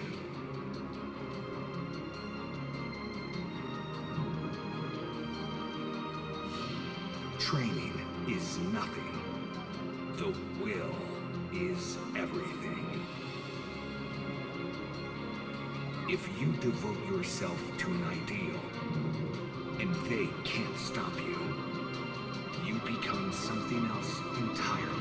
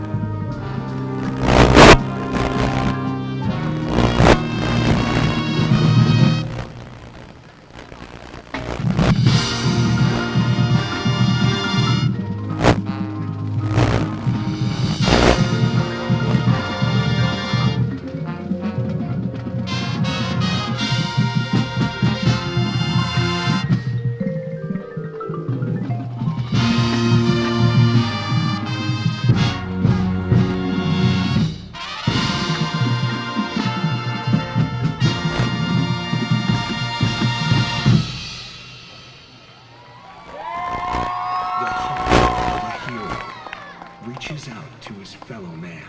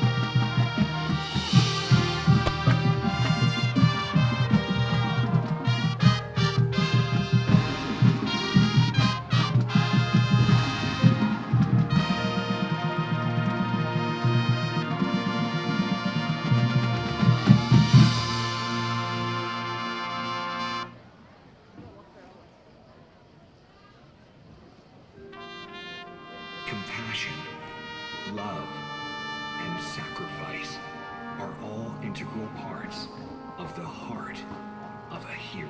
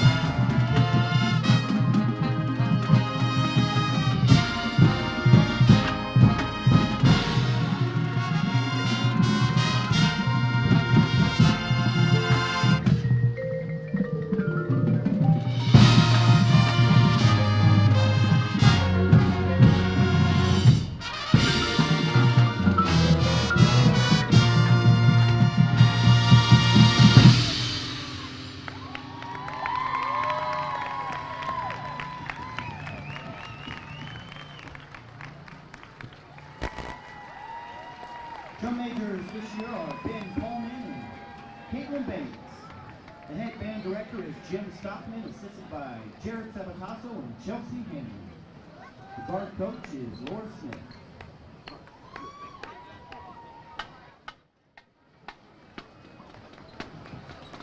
Ladies and gentlemen, your Waynesville Tiger Pride Marching Band!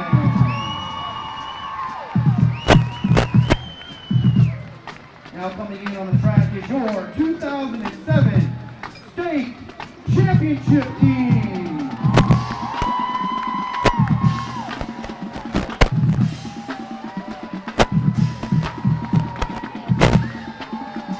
Good evening.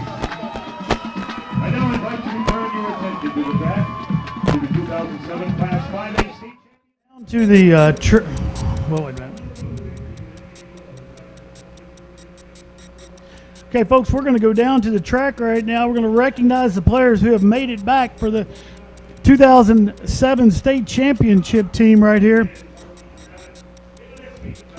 One of the cool parts about what you're missing out listening to me is if you were here at the stadium, you're listening to one of our colleagues in broadcasting, Marv Luton, who has been the longtime voice of the Tigers. He's doing this announcing for this right here. You look down there on the field, and we're bouncing around from different places. I'm just going to kind of read it to you like they're getting it here. On the road to victory a decade ago, the Tigers won districts and then faced the number one state ranked Kirkwood in St. Louis. There was a St. Louis newspaper said Waynesville could not come into town and beat Kirkwood. They did beat Kirkwood 14-7 and move on. At the time, Kirkwood was the number one team in the state. And moved on to take on the next number one team in the state that next week, Jackson. They came to town in the biggest crowd I've ever seen here at Waynesville for a football game. And The Tigers beat Jackson 25-14. That put them at the Edward Jones Dome in St. Louis in the state title game against Belton. The Belton Pirates rolled in from the Kansas City area in what Rick Vernon said is the largest crowd of orange he's ever seen. And that happened at the Edward Jones Dome, and the Orange Crush won, bring home the Tigers' only football state championship by a score of 17-7. I remember that day just like it was yesterday. It was quite the day in St. Louis as Waynesville brings home a state title, the only Class 5 team to ever win a state title that didn't come from the greater St. Louis, Kansas City, or Columbia area. Members of this team, there's going to be, we'll start with head coach Rick Vernon. He's a Missouri Hall of Fame football coach. He was assisted by Carl Wilking, Brian Vernon, Shane McPherson, Lucas Smith, and Patrick Knight. Cheer coaches that year were Cheryl Vernon, Melissa Vernon, and Shauna Smith. The players on that team that have made it back tonight: Jess Osborne, Dustin Ramirez, Matthew Watkins, Darnez Stokes, Philip Wee, Michael Winfrey, Austin Willis, Nate Fontenot, Marcel Resprez, Jermaine Clayton, T.R. Raines, Kevin Vereen, B.J. Ray, Lyle Cox, Lucas Bateman, Malcolm Hall, Nathan Dorsey, Cameron Davis, he's represented by his father, Harold Davis, and Tremar Patton. Principal at that time at Waynesville High School was Darrell Vaughn. And Dr. Judine Blackburn was the superintendent at the time. What you're seeing down there is the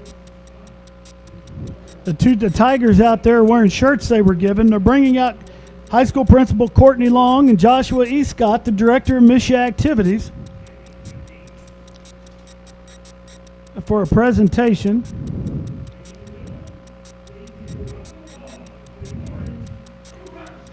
And I'm trying to see what that is they gave them. They're getting around that plaque. Maybe we can get a close-up shot of that plaque here at some point and see exactly what that is. But players were also given a piece of the metal building that was home to the Tigers locker room for all those years. I think that may be what that is, and it appears to be signed by all of them. That would be neat. That metal building down there was home for Tiger football, and Matt, that was home for Tiger track too. Tiger track. Lots of memories from that metal building. Coach Rick Vernon and his coaching staff, they would make it down occasionally during track season, and they would come in there. That was home. There's times we try to recreate that. Rick went down as they were tearing down the metal building. He took out some pieces of that, gave each one of the players a piece. I talked to Rick today. He's given a piece to the Waynesville Tiger track staff, and we're going to put that piece of the old metal building down here in Fieldhouse B, where we do a lot of our meetings, maybe make that place seem a little bit like it was down the hill. You know, it's one of those places that lots of memories. And I'm going to talk about some of these boys here, and I'm probably going to leave some out, and I hate to say that. There's a lot of those kids out there that I got to spend a lot of time with on the varsity track staff. A lot of trips to the state track meet. A lot of all-staters out there going down through here. Darnez Stokes, one of those guys that was a track athlete. Nate Fontenot was with us.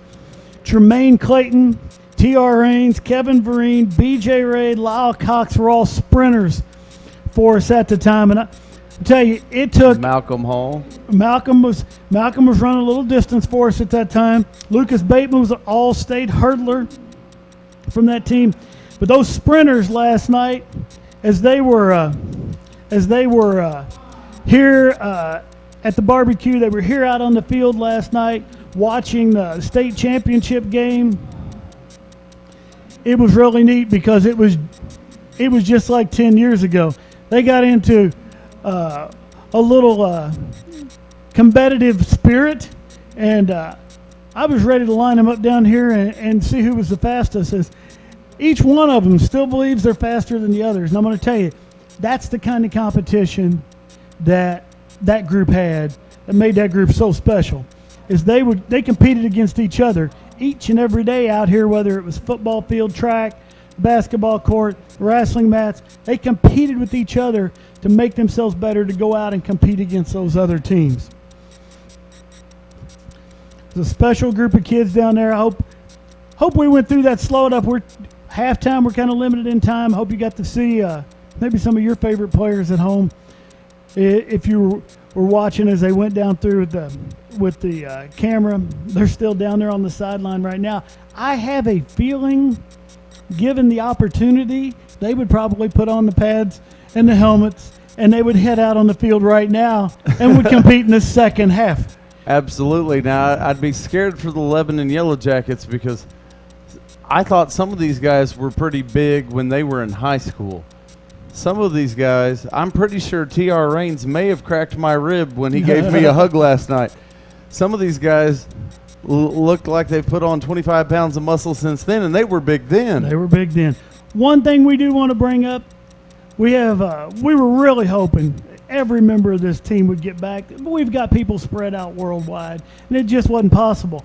But you know, there's one member of that team that the whole time that we've been talking about this, I was just hoping was not here tonight. And he's not here, Matt. And that's LJ tomorrow night. Because he's got a game tomorrow for the Pittsburgh Steelers. So LJ Fort's unable to attend tonight, but LJ's got a lot bigger fish on his plate. And folks, you tune in tomorrow. I have no idea. I know it's not on the TTSN Sports Network, but it's out there. I think they play at 6 o'clock tomorrow night. I watched part of the Pittsburgh game last week. I must have turned it on just at the right time, because if I didn't, LJ must have had about 50 tackles. Because every defensive play I saw, it seemed like they were calling number 54's name. Absolutely. And LJ, if you're out there somehow, some way watching this on Facebook, I think it'd be awesome if you were. You got our best wishes. And I talked to those guys last night. They're all rooting for you also. They want to see LJ stay in the NFL for quite a few years, because they think that is very, very, very cool to be one of those Tigers that has made it to the NFL. Well, and talk about supporting them, that over here in the plans, they're all going to get together tomorrow night to watch LJ together tomorrow night. So we're getting ready to kick off the second half. Tigers up 14-12 over the Lebanon Yellowjackets. That kick's going to go down and be caught. Fielded at the 20, back across the 30, 35, 40, still on his feet, going to be bumped out of bounds, but not until he gets right about the 45-yard line. That'd be Noah Ochoa on that, as he was an up-back making that carry. Now, Matt, from halftime scores from around the Ozark Conference. Now I've lost my page. We're going to go with it. Hillcrest up on Glendale 26-16 just before half. Camdenton up on West Plains 14-6 at half. Rolla up on Kickapoo 19-15 at half. And Joplin up on Parkview 17-14 at half. And we'll keep track of those and get you maybe some final scores here before we go off the air.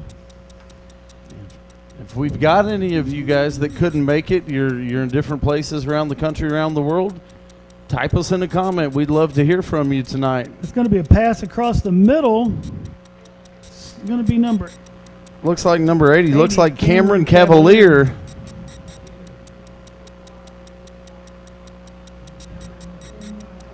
Takes it all the way down to the 45. Another first down. Waynesville quickly punching it into Lebanon territory. Tigers look like they got pepped up there at halftime, maybe getting to see these champions over here on the sideline as they come out. And all of a sudden, boom, first play, and we're already in Lebanon territory. Imperato there fakes the handoff. Looks like he's going to go forward, but he's going to be stopped short of the line of scrimmage. Looks like he's going to lose about 2 on the play.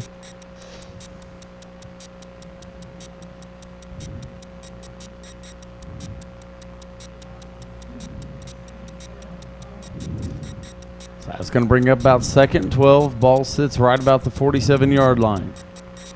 Tigers come to the line. David Adams calling directions. Looks like he's going to be in the backfield behind center.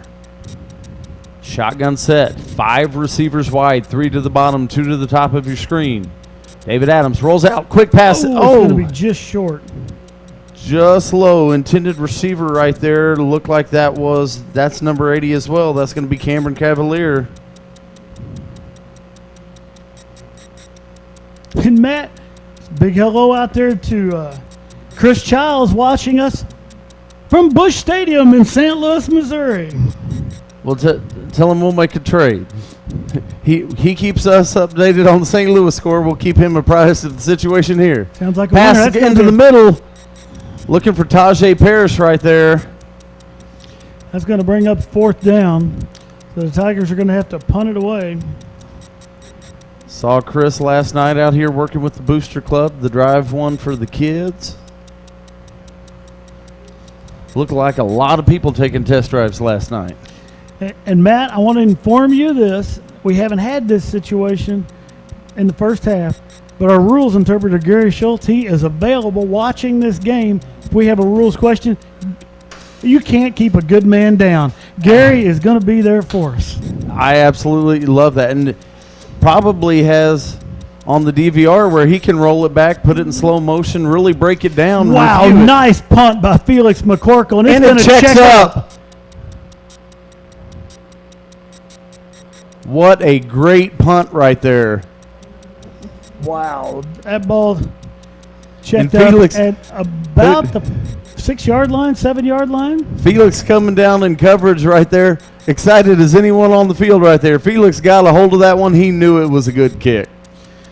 So the Tigers have Lebanon backed up against the goal line here. Well, and 7-yard line. Had Lebanon in the same situation right there towards the end of the first half. The Tigers popped them in the mouth 3 times, got the ball back, and then shoved it right down their throat.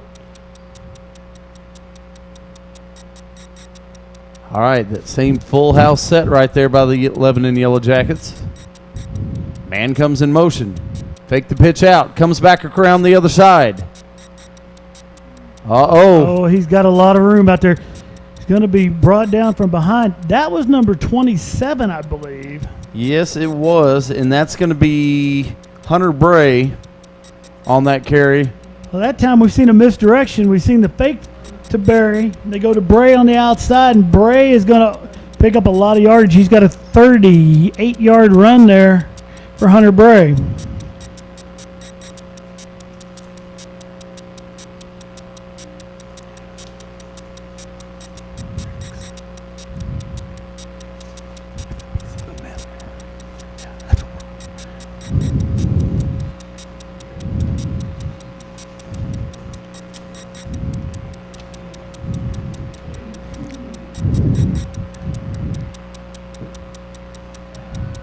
Flag down on the play. To be holding against the Yellowjackets. Is the student section loud and rowdy tonight? Love to hear it. We've got the window shut, and I can hear them pretty clear. Well, they're deciding what to do on this penalty.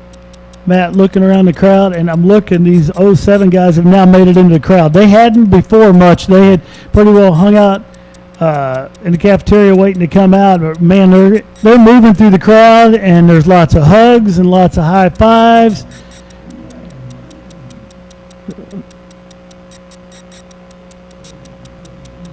And rightfully so. Everybody happy to see these guys. It was just a happy, emotional moment last night to see those guys. And whoa, that comes around. I was watching Barry down the middle, but he didn't have the ball. That's going to be Glenn Denning. And he's going around. Nice fake right there, because I did, like you said, I had my eye on Barry, and I thought he's fumbled the ball, and then I seen Glenn Denning coming around the side. Hard to fumble that ball when you don't have it in your hands.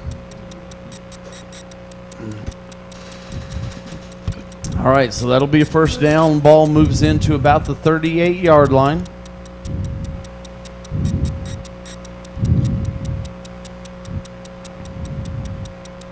That's going to be Barry up the middle. That time, he's still on his feet. And he's still on his feet. Just a big bruiser clawing his way down inside the 30-yard or inside the 20-yard line. I don't know what Tiger that was. Barry had one-on-one. I was waiting for him to make a cut. He just lowered his shoulder, went face through first, and then made the cut. And he's going to move that ball down to the 19-yard line. Breaks inside the 20. So that's going to be a first down. A couple big runs here. Glenn Denning with one. Barry follows it up here. Barry in the set once more. Turn, gives to Barry up the middle. That time Waynesville waiting on him. He's going to fall forward and pick up about 5. He moved that pile back. wow.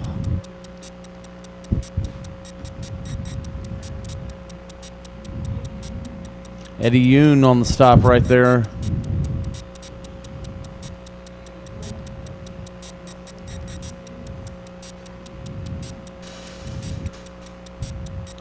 We're going to give him 4 officially on that.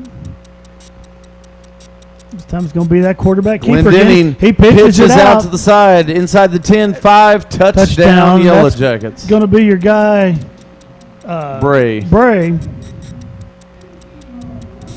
Fake to Barry. Ooh. Glendenning comes around the outside, and Bray comes wide on the pitch right there. They close in. It's just that little backside option. And that's something we didn't see the entire first half. No. We just saw a continual Barry at the middle.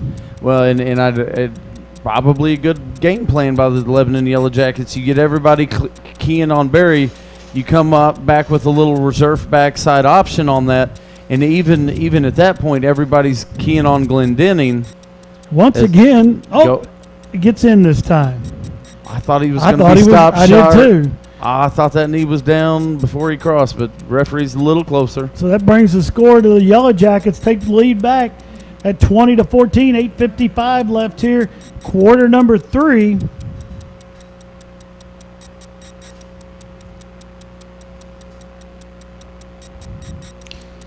So the Yellow Jackets will be kicking off to the Tigers.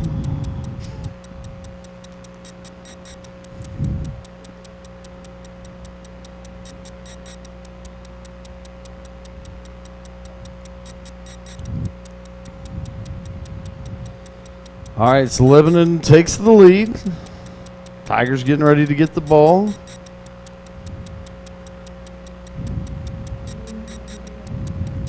I can pull back up my Facebook feed here. Well, there we go. I'm off of it right now. Our director and producer and chief managing operator, Tim Wallace, all texted me The at the same time. incomparable Tim Wallace. The incomparable Tim Wallace. It may be a new season, but he's every bit as incomparable as he was last season.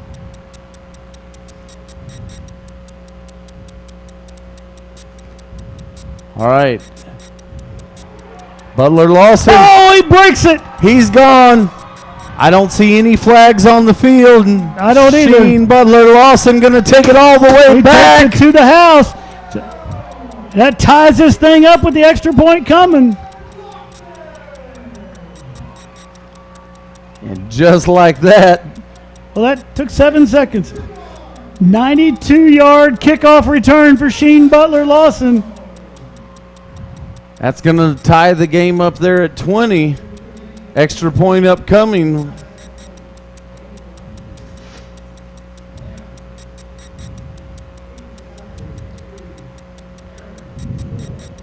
All right, Choi's on to kick. Looks like Tajay Parrish back into hold.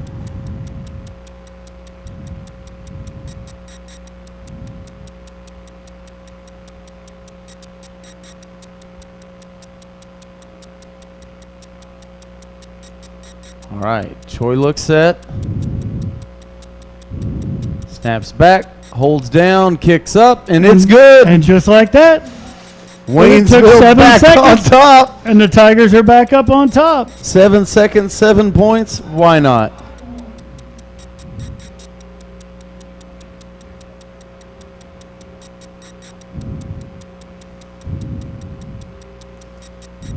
Tajay Parrish went back to get a towel. I wasn't sure what he was doing. Tajay took off after the hold, sprinted all the way back down to about the 15-yard line at the other end of the field.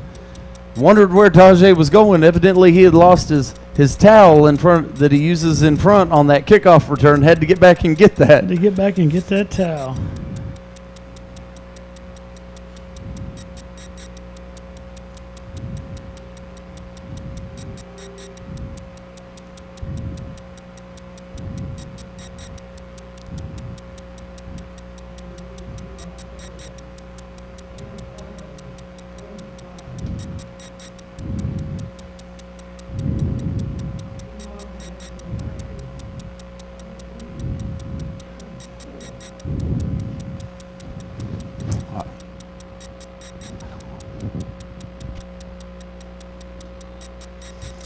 All right, Choi on for the kickoff.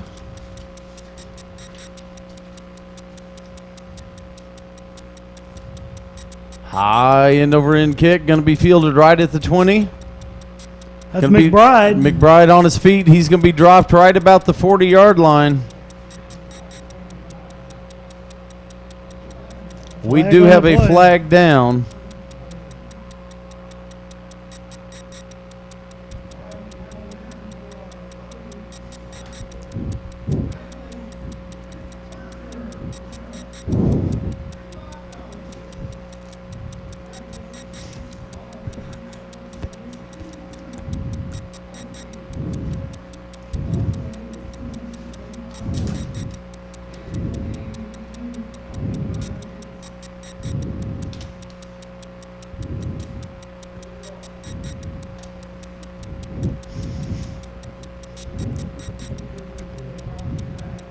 They're going to wave the flag off, so the ball will be set right at the 40-yard line. I didn't see anything, so I didn't even know what they were discussing right there.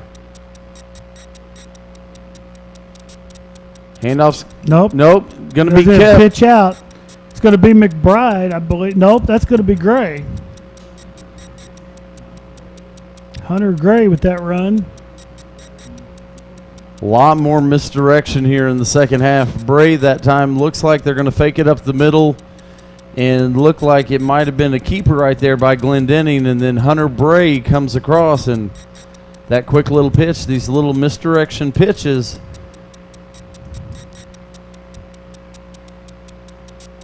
That time it goes right up the middle. That's Barry. He's going to pick up about 12.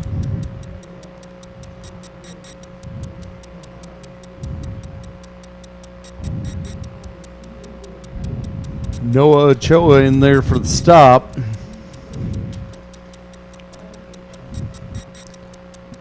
First down. 4:11 and 8:23 left to play here in the third quarter. Barry in the backfield. And comes in motion, goes to Barry again, right up the middle. It'll be close to a first down. It's going to be depending on the spot. Looking at the far official, I think he's got it, but we'll see where the ball's put down at. But there is a flag down. Devin Stearns in there on the stop. It's going to be holding on Lebanon, so you're going to back that play up.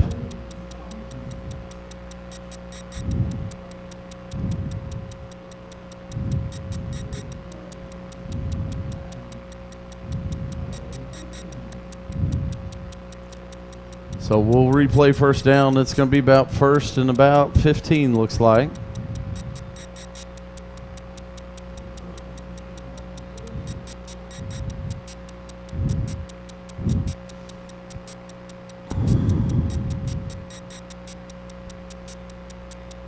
Handoff up the middle. Going to be dropped that time. The whole pile of Tigers in there. Looked like Eric Kane, one of the first into him.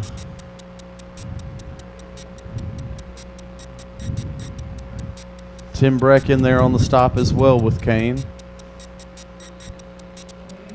No gain, so they're going to say it's still second and 15.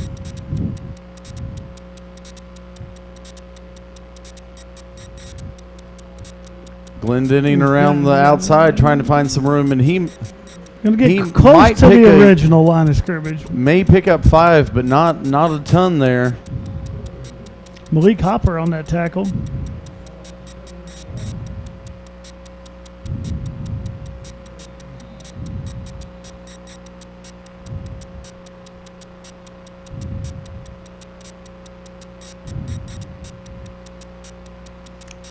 Our third down and 11 for the Yellowjackets. Big third down play right here. Get this Lebanon team. Glendenning tries to keep it himself, and he's going to be dropped well short of the first down. It looks like we may have a Tiger cramping up right there. Kind of reached almost like a leg cramp.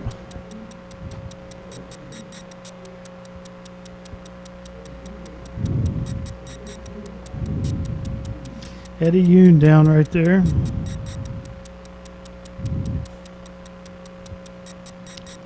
6:46 left here in the third quarter. Tigers up 21-20. Big hello out there to Joanne Bishop, up watching from the UMC Small Animal Hospital.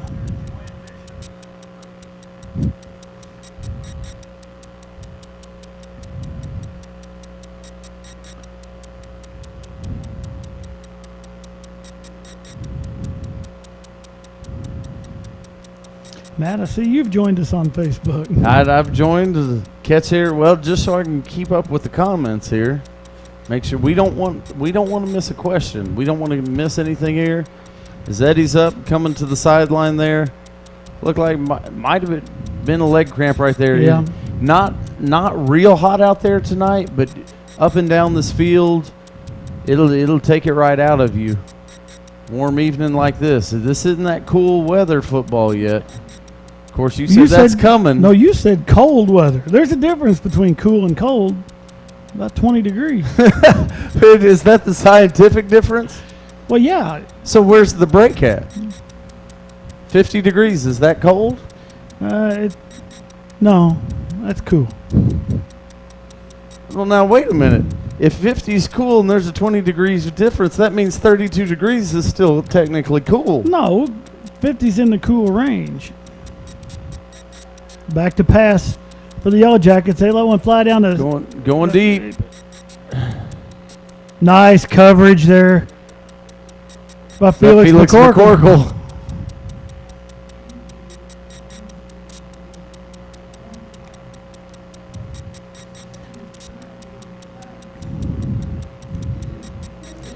So that's going to... Turns the ball over to Waynesville. Kind of a strange call there, Matt. At 4th and 8. Yeah, I'm not surprised to see him throw the ball, but not necessarily the pass route that I would have thought that would have been called. No, unless they had seen something over on the offensive side of the ball that they thought they had a mismatch there. They thought wrong because Felix had great coverage. Well, absolutely. We've seen Felix on both sides of the ball tonight. Right there, nice run for the Tigers. Sheen Butler Lawson with first down run on first down. Picks up about 12. No, picks up about 13. But Felix right there, Felix I think made the wise decision not to intercept that ball. Because I think Felix on that fourth down play had a chance to catch that ball. Did the wise thing, let that drop, so the Tigers get the ball further upfield, and now Tigers looking to cross midfield.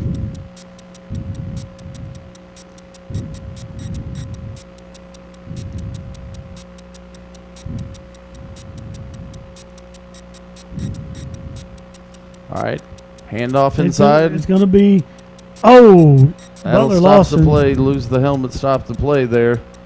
Butler Lawson looked like... That play was a little slow developing. Yeah. Right there. He's going to lose. Jaden Ivey like comes in, makes the stop for Lebanon. Lose about 5 yards.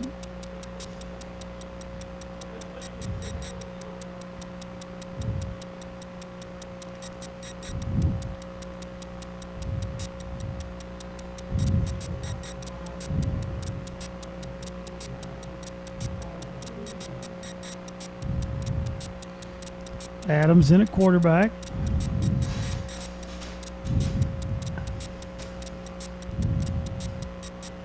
Tigers go 4 wide, 2 to the bottom, 2 to the top.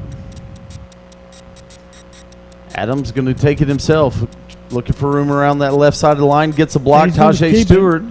Tajay Parrish. Tajay Parrish gives him a little room inside, but Lebanon closes that hole quickly right there. Not much doing. Well, Tajay got kind of caught out there in no man's land blocking. If he lays that block, it's a block in the back. Right. So it's going to be 3rd and 15. 3rd and 18, excuse me, for the Tigers. Need to send a big shout out. Got a viewer over St. Robert's tonight, Mr. CJ Dunkel, checking in, watching us on Tiger TV tonight. Have to think if CJ's watching, Riley's got to be right there with him. Hand off to Sheen again up the middle. They're going to bring Sheen down for about he may have got back to the line of scrimmage there, Matt. Going to be stopped right there by Michael Appleberry on the tackle. Felix McCorkle in to punt.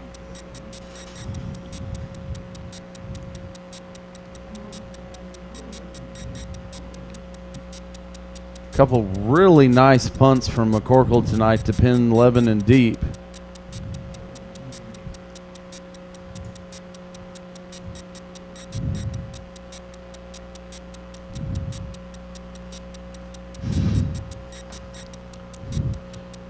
Another nice one. Long, high punt. It's going to be fair caught at about the 30-yard line. That's where the Lebanon Yellowjackets will take over. Cole McBride with the fair catch right there for Lebanon. But like you said, really nice high floating long kick. Gives the kick coverage team plenty of time to get down there. McBride has no choice but to take the fair catch.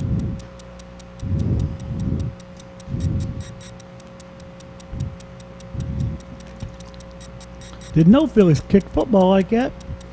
Knew he could run. Member of the state qualifying 4x1 team last year. Didn't know he could kick. We got to find a track event that he can kick. I was going to say that's the problem. In track, we don't have a kicking event. That ball's going up the middle to Barry, and he's going to get about 9. Yeah, gonna be down before he gets to that first down marker. But as you said, picks up 9 on that full steam ahead carry. So we're just under 4 minutes left to play here in the third quarter. Tigers holding on to a 1-point lead right now, 21-20.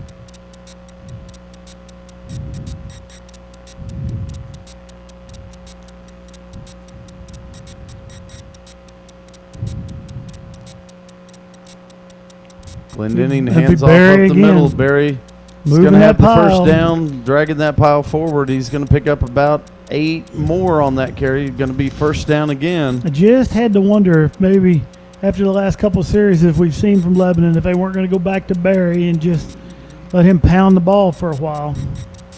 Well, and Lebanon able to catch Waynesville a little off guard on a couple of those misdirection plays, but Waynesville defense seemed to kind of sniff that out pretty quick.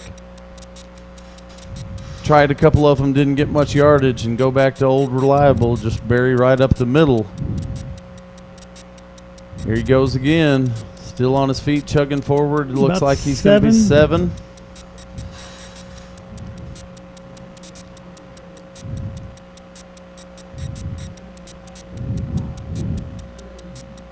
Devin Stearns in there on the stop on that one. Matt, open up the box of pins again. All right. New pin. We're going to put in William Fincher's watching us from Alabama. All right. I'm going to put in Central Alabama right now, but if he can be more specific, we'll get it right. We're just putting it in states, Matt. I'm a social studies teacher. Geography, location, cardinal directions, they are important. Just put the pin in Alabama. I had William Finch in class. I know he cares about directions. Yeah, he's in Alabama. He knows he's south of us.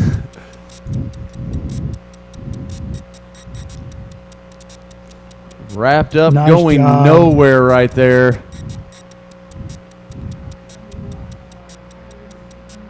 That's going to be Pablo Cuevas. Just absolutely eats his lunch. Loss of 1 on the play. Pablo almost had Barry before Barry had the ball. Pablo, winner of our dance competition at the pep rally today. That is true.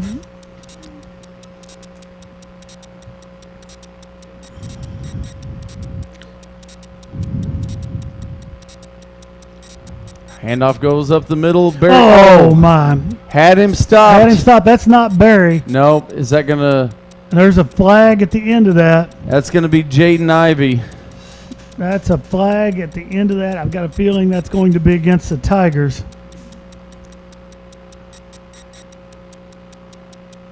Had Ivy stopped at the line and gets free. Takes off on a long run right there.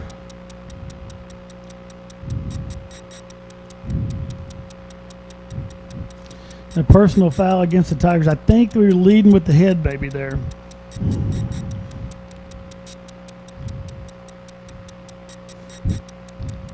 Oh, hold on. We've got another pin, or we missed a pin. Well, no, I got it at No, just now. Okay. just now. Putting the pin. Kat Torrin checking in from Arlington, Virginia. Well, you can put that right where it's supposed Absolutely. I love being specific. to be. It's going to be McBride, and the Tigers are going to drop him for a loss.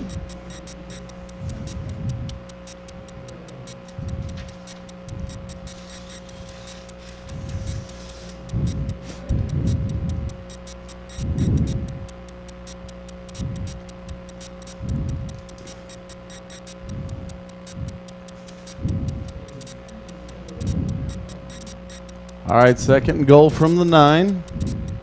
Less than a minute to play here in the third quarter.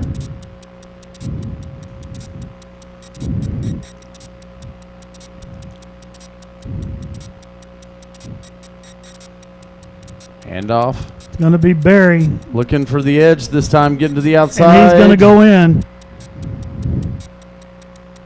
Well, I think he's out at the 1.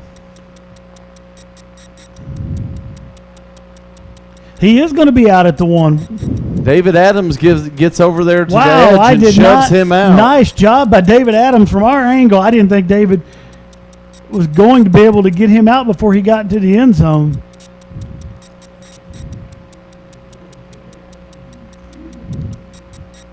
And well, wait a minute. Now they've put the ball.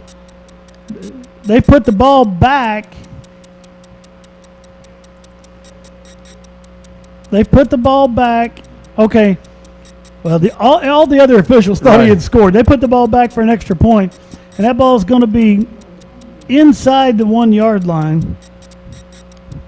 If we had a little confusion down there from the men in stripes.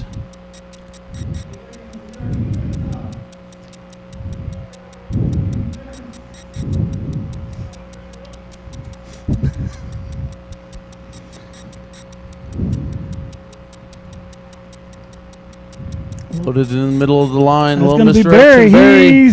He's in for in. the touchdown. So 32 seconds left here in the third quarter. Yellow Jackets regain the lead.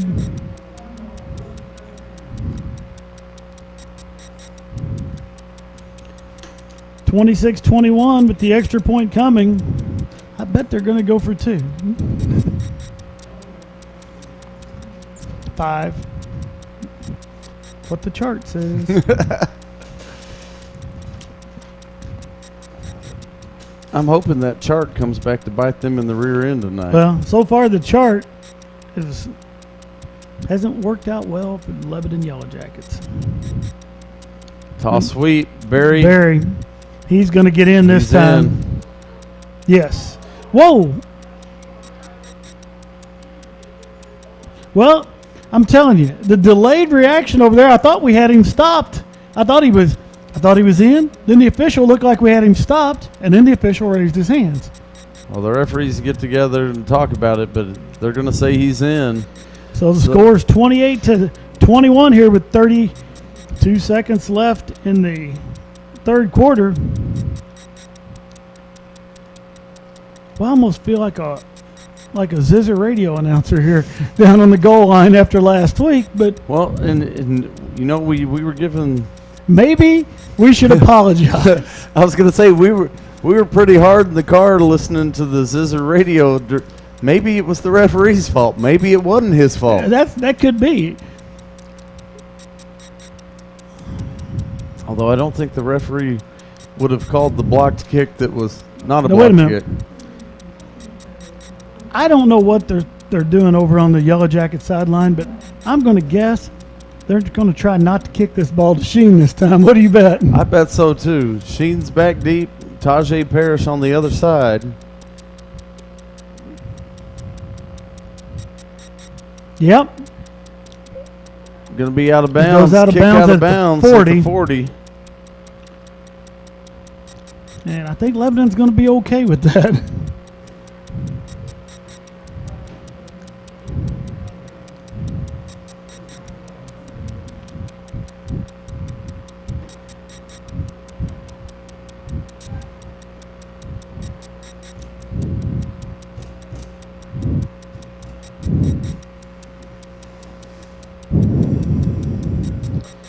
Tigers will take over on offense at the 41-yard line.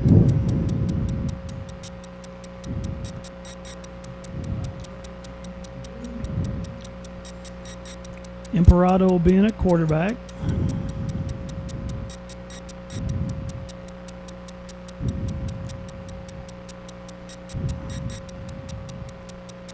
Aaron takes the snap, turn, gives to Sheen Butler-Lawson. Sheen coming up the middle. He's going to go forward, pick up 1, maybe 2 as he falls forward.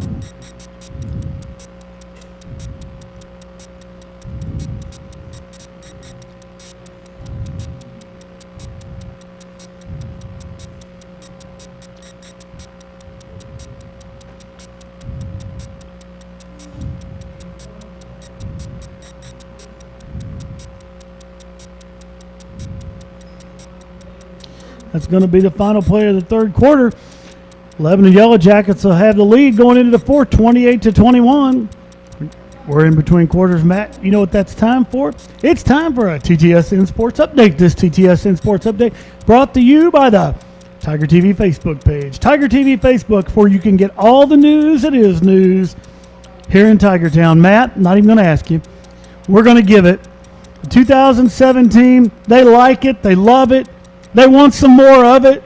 2007 championship on there wanting team. to know what's going on. The whole 2007 Tiger championship team and coaching staff, like the Tiger TV Facebook page. We're going to talk about what's coming up this week in Tiger sports. Boys soccer team will be at home on the 28th to take on Joplin, on the 31st to take on Willard. Girls tennis will have Jefferson City here at home on the 28th of August. The girls' golf will be at Helias on the 30th of August. Tuesday night, the 26th, the volleyball team will be hosting, the Tuesday night, the 29th, volleyball team will be hosting Sullivan here at the high school. Softball will be playing at Dixon on the 28th, Lebanon on the 29th. Cross country will be heading to Jefferson City tomorrow. And the 9th grade football team will be here in action Monday night. So we got a lot of stuff going on this weekend in Tiger sports. Hope you all can get out and support the Tigers and Lady Tigers. All right, timeout on the field. Timeout Waynesville. As they're going to introduce the cheerleaders down here.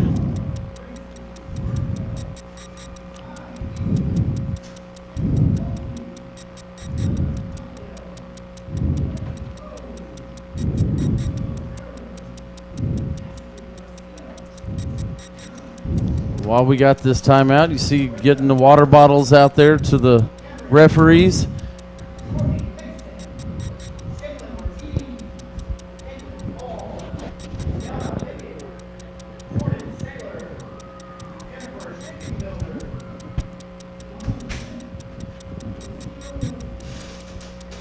All right, coming out of the timeout, Waynesville's going to have it 1st and 10 just across, looks like right at the 42-yard line.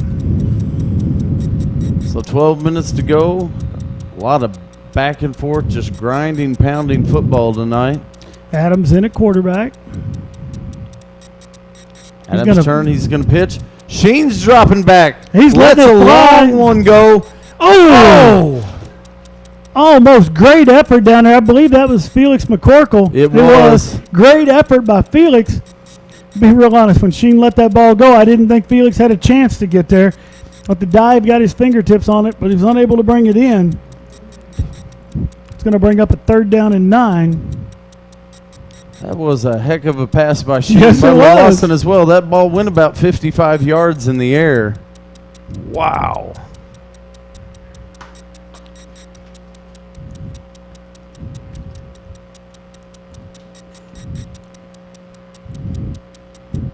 Imperato in. 5 wides for the Tigers.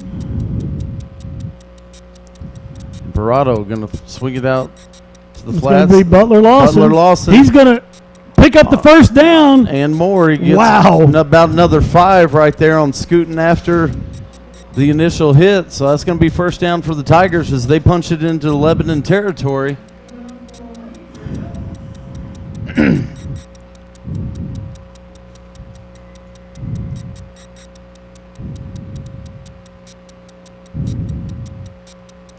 Ball sits at the 45-yard line of the Lebanon Yellowjackets. David Adams comes into the set.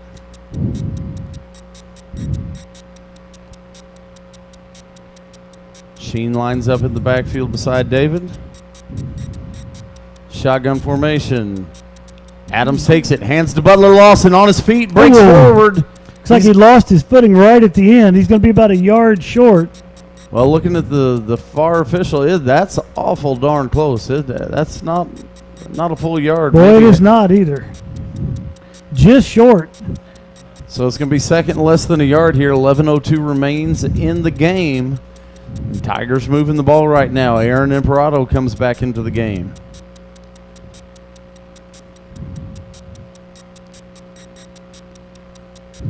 Butler Lawson in the backfield beside Imperato. Tigers spread 3 receivers to the bottom of the screen, 1 to the top. That ball's on the ground. Inside. I think Lebanon fell on it. Yeah, because he not only fell on it, he got up and ran off with it. So the Tigers turned the ball over to Lebanon on the 37-yard line, 38-yard line.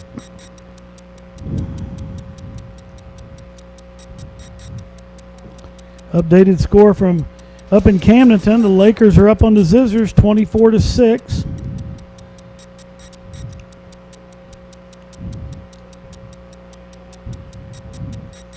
Into the third quarter, Joplin up on Parkview, 37-21. Parkview will be coming into town in a couple weeks.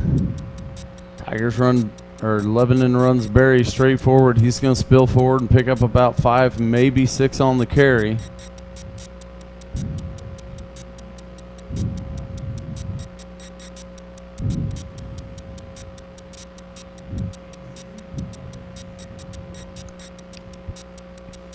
Two minutes left in the third quarter. Rolla up on Kickapoo, 26-15. That's an upset in Ozark Conference action. All right, Lebanon comes to the line, second and a long 4. Handoff goes to Barry. Barry's got the first down as he spills forward and picks up about 5.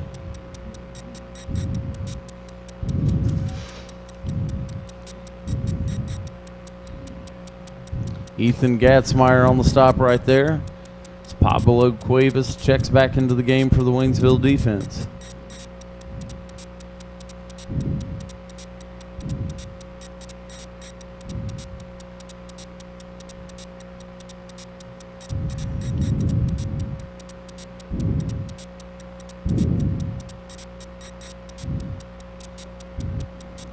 That's going to be number 7. That's number 7 that time. That's going to be Jaden Ivy. A little misdirection. Give to Ivy. We've seen that play a few times, trying to spring him into some open room right there on the misdirection play you think's going to Barry. He's going to go forward and pick up about 6, so that's going to bring up 2nd and 4.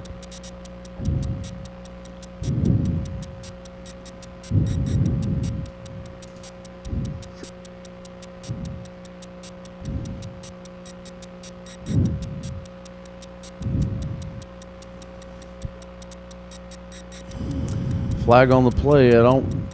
Tigers definitely crossed the line of scrimmage. Don't know if they were drawn off or referees are going to say offsides on the Waynesville Tigers, so that's going to bring up a first down as it moves the ball down inside the 40-yard line. Ball sits at the 39 of the Waynesville Tigers. Lebanon comes to the line, 1st and 10.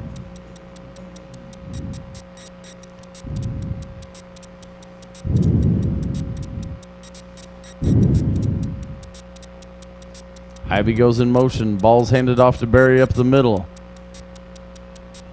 Spinning, twirling, moving forward. Going to pick up about 6, maybe 7.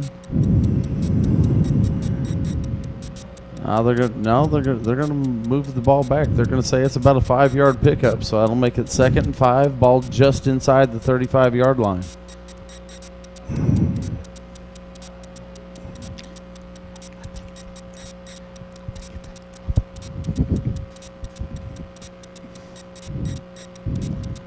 All right, 2nd and 5. Barry in the back set. Oh, and the Tigers.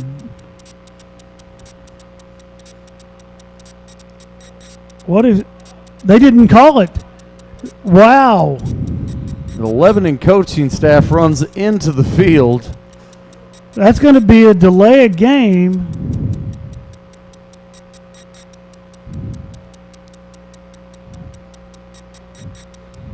They're going to talk about this. Wow, I don't know that I've seen that before. I haven't either. There's a flag on the field, but it very well could be delay a game on Lebanon. I don't know. I don't know that I've ever seen that in high school football. I haven't either. I know in the NFL, if you jump, you can reestablish, but not in high school. And if you're the referees, you can't throw a flag now. You can't penalize them for offsides at this point. Can't's a pretty strong word, Matt.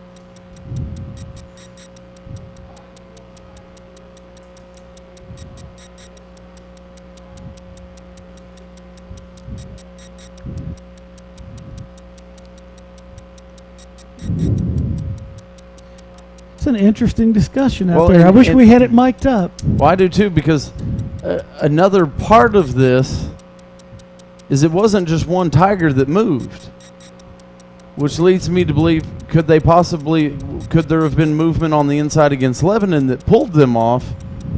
I think you have a hard time penalizing either team right here. And now they're going to call the offsides on Waynesville. Wow.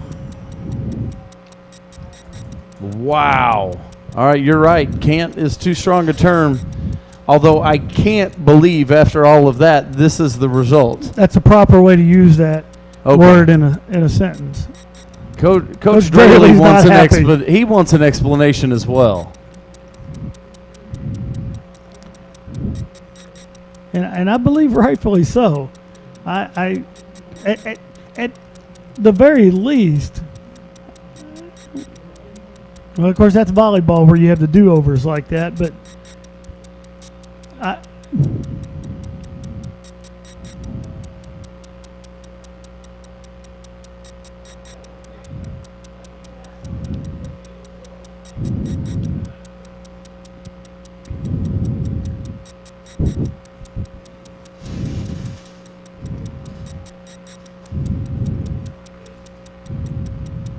Coach Draley still arguing his case here, and I think rightfully so. Well, and I don't think he's not upset. If you throw the flag when it happens, I think everybody thought it was going to be offside.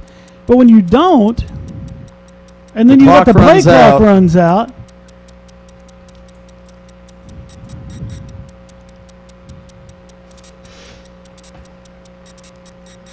We have a ruling from our rules interpreter, Gary Schultz. He said it's the right call, wrong time. All right, that's it, folks. That's official right there.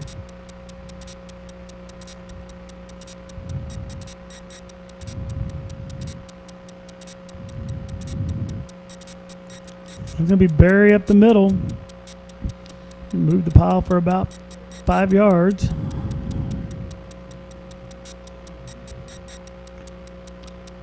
The box of pins out, Matt. All right. We have Marisol Corbett watching from Harker Heights, Texas. All right, Texas. That's the first one from Texas this year. We have got 5 pins in the board. Folks, if you got a location, you're in a different state than Missouri, Alabama, Texas, Virginia, Wyoming, this map is pleading for pins. Ivy with the carry. He's going to be close to the first down.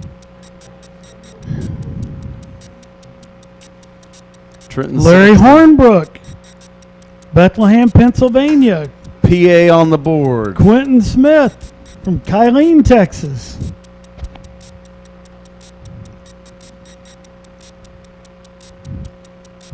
Feel like we have all of America watching us, Matt. Absolutely, and that's the wonderful thing. Once a Tiger, always a Tiger. You got family playing in the game tonight, or alumni move to a different state. You can tune in anywhere in the world right now and watch Tiger football right now. Just dump the box of pins, Matt. Columbus, Timmy Houston, Columbus, Georgia, Montrell Magruder from Brandon, Mississippi, Marty South from Dayton, Ohio, Stephen Gibson from Dortham, Alabama, Monica and Marcus Blade from Boiser City, Louisiana, Quentin Smith's an alum from 2003 watching us.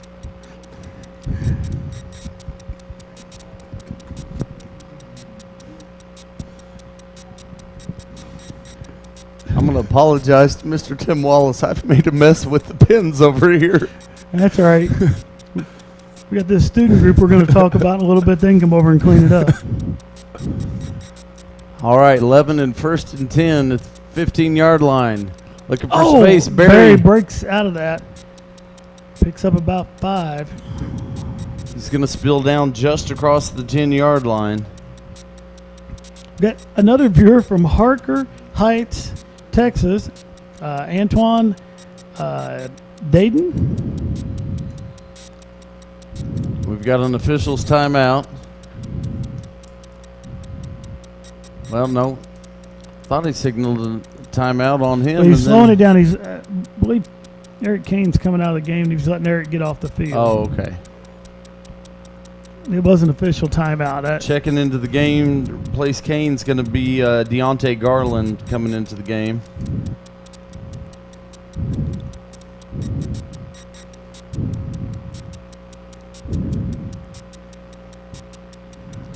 Handoff Barry up the middle, and he's going to take it in. 11 and touchdown.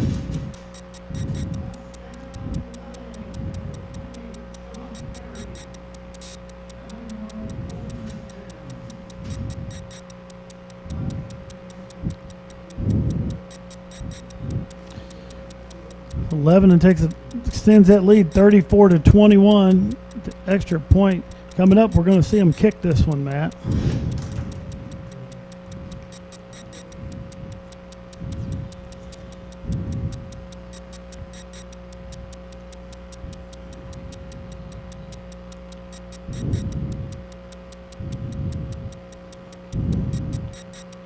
We had a stoppage there. Ball snapped back, but referee stopped the play.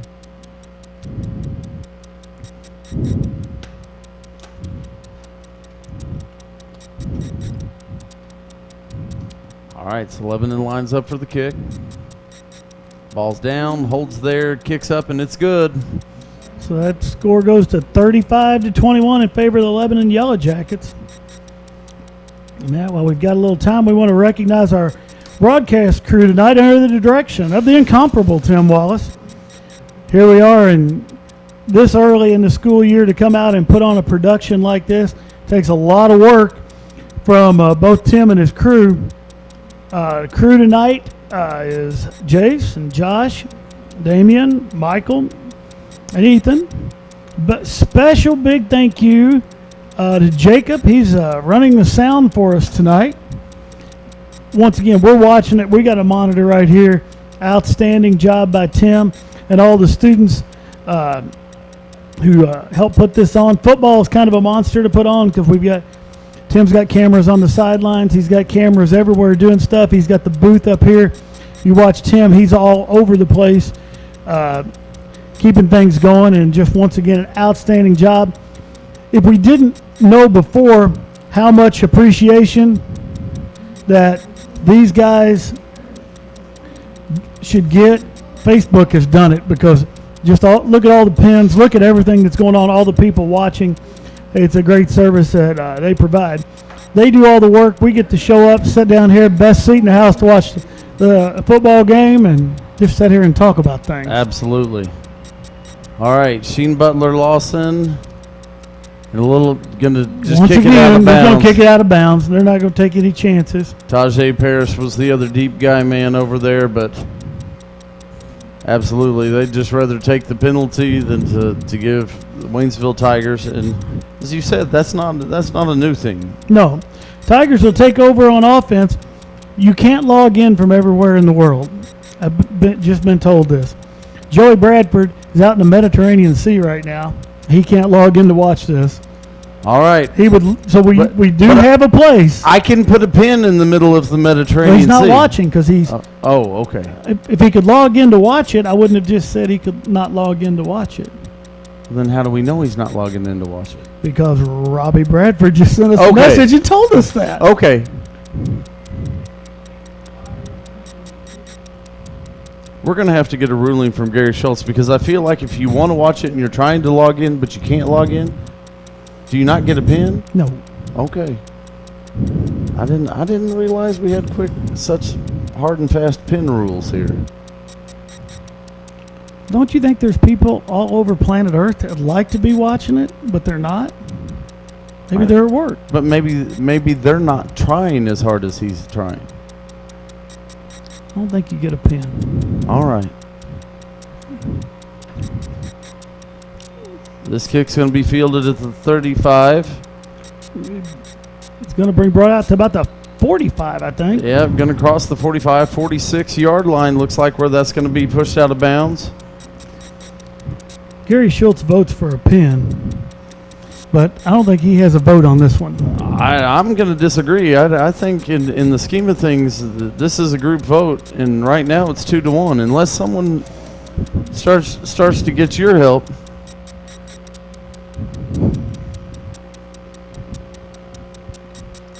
I'm leaning towards Coach Schultz. I think there's a pin there. We're going to at least table this discussion and get a further ruling. All right, Tigers take the ball. Handoff goes to Butler Lawson. He's going to go forward and pick up about 5 yards on the carry. Takes the ball across midfield.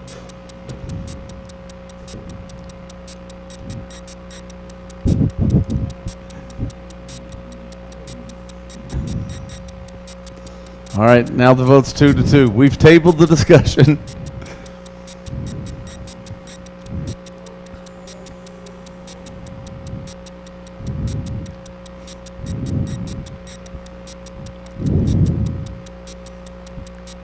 All right, handoff. Imperato gives to Butler Lawson on his feet, crosses the 40. Going to be stopped inside the 35-yard line, going to be down about the 33. Nice run right there by Sheen Butler Lawson. Going to be stopped on the play. I believe that was number 3, Ty Glendenning with the tackle, but absolutely fantastic run. Looked like Sheen might be stopped right about the line of scrimmage. He comes pulling through there, picks up the first down. Clock stops on the first down, 4:32 to go here in the game. Tigers driving. Tigers down 14.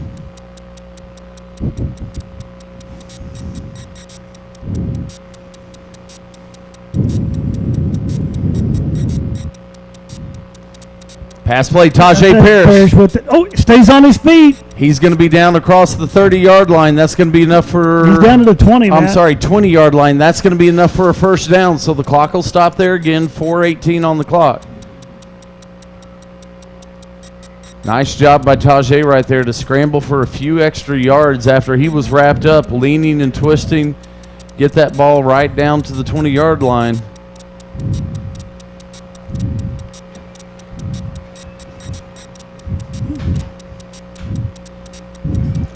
Sheen again, he's inside the 10. That'll stop the clock once more on the first down. So it's going to be first and goal, Tigers. Ball's going to be right about the 9-yard line, looks like.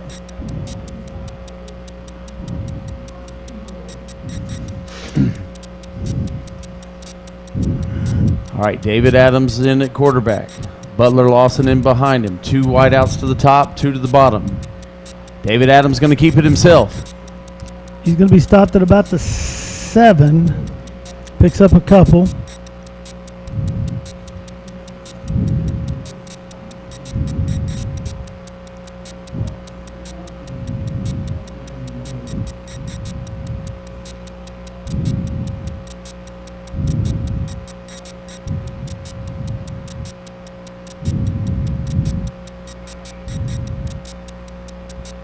Sheen with the ball on the right side.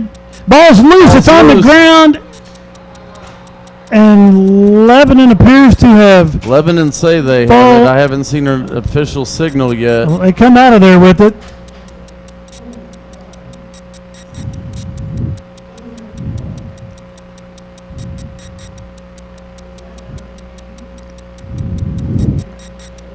I'm still waiting for an official to make a call out there, Matt. Well, the referees there in the middle are talking about it.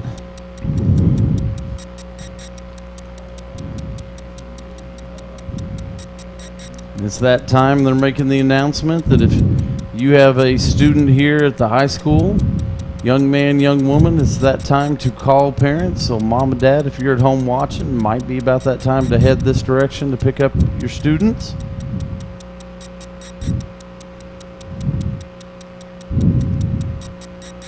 Not sure what all the discussion's about out there. I'm not either. They're talking to the Lebanon coach over here on the sideline.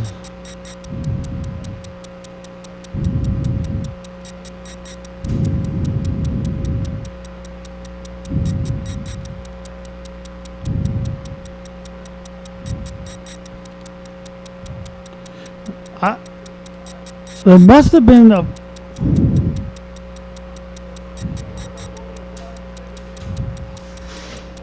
Well, Waynesville looks like they're going to keep the ball here. Yeah. Matt, I'm not sure exactly what happened. The Waynesville offense, the Lebanon defense came running and now on. there's a flag. That appears to be unsportsmanlike on Christensen, possibly. No, it's a bench warning Okay. on Lebanon. I had a feeling there's a lot of people from Lebanon on the field.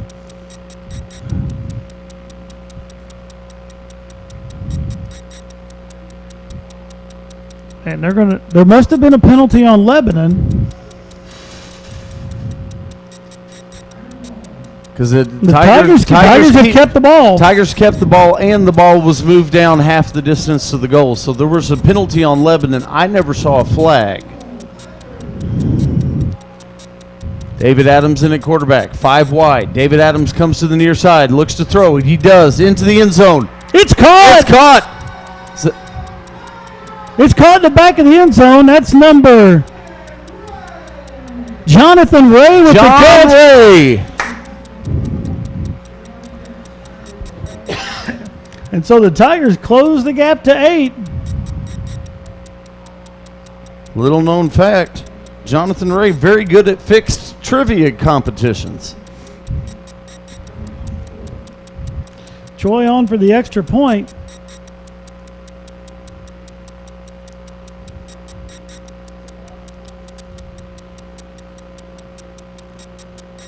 All right, Troy on.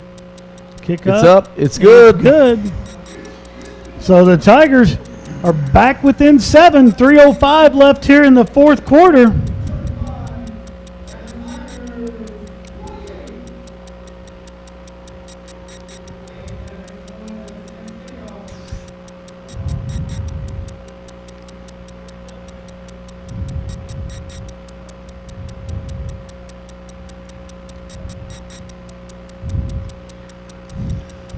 Wow.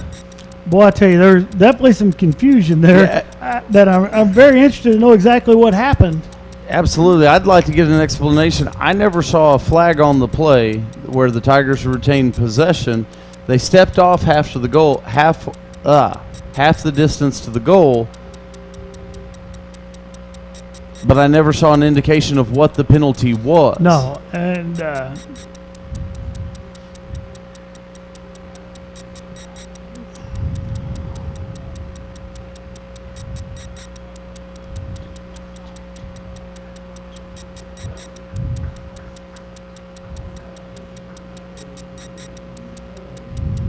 Lebanon expecting an onside kick here.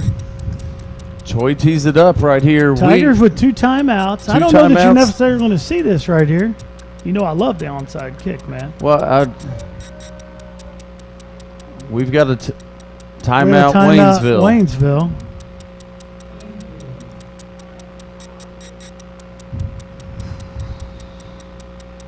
Well, if there's anybody, you have to be for the onside kick. Oh, I am. Here. I love the onside kick. It's my favorite play in football.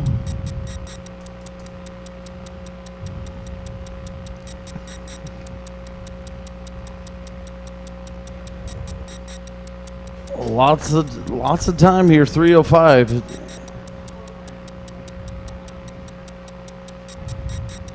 Tigers going to look for the onside kick, but I would expect a heavy dose of Mr. Berry from that other I sideline. think you're exactly right. 10 minutes left in the fourth quarter. Rolla up on Kickapoo, 33-22. Might think that's the upset in the brewing in the night, but on the other side of things, Hillcrest at the end of the third quarter is up on Glendale, 38-24. Wow, couple shockers there. All right, Choi has it teed up. Lebanon only one man deep. And the Tigers! And Waynesville's got it! Oh my goodness, the Tigers recover the onside kick at the 50-yard line. Right there, the Lebanon Yellowjacket. I didn't see who it was. It was. It Comes- bounced right to him, and it jumped right off. It made one strange hop at the end, hit him bounced off his pad. Noah Ochoa was right there for the Tigers to recover. 3:03. Tigers have the ball at midfield. 2 timeouts. One timeout. Just used one on the I'm kickoff. sorry, we burned one there. Seemed to be well used with the result. Yes, it did. All right, so the Tigers 1 timeout, 3:05. High school rules, the clock will stop on a first down. Don't think time's the problem right here, Matt. David Adams. He's Drops got up. lots of room out there to the right side. Adams And is he- going to pick up about first- 12 and a first down. First down, and he gets out of bounds right there. Smart play by David. Might have been able to pick up 1 or 2 more yards by taking the hit, but he gets out of bounds, stops the clock. Tigers regroup here. Puts the ball down inside the 40.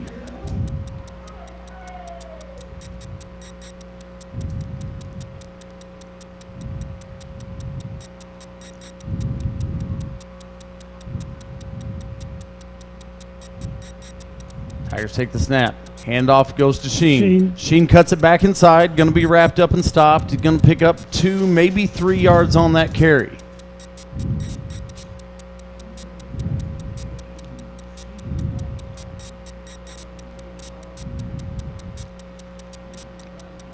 Tigers all the time in the world. 2:30 left here in the fourth quarter. David this time looking to pass. He scrambles out to the right side.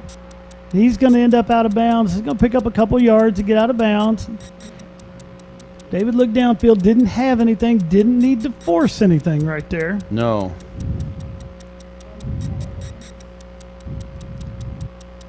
It's going to bring up a 3rd down and 9 for Waynesville.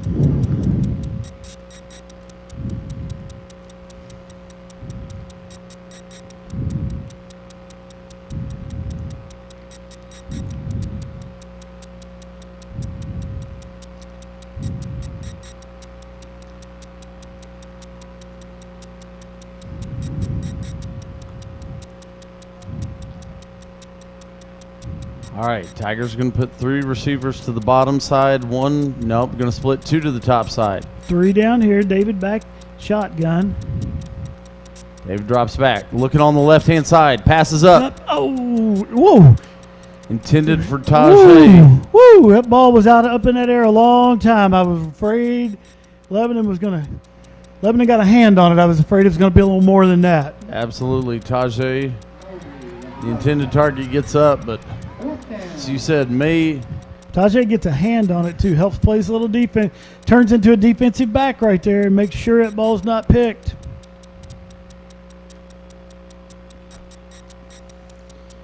Fourth and 10 for the Tigers.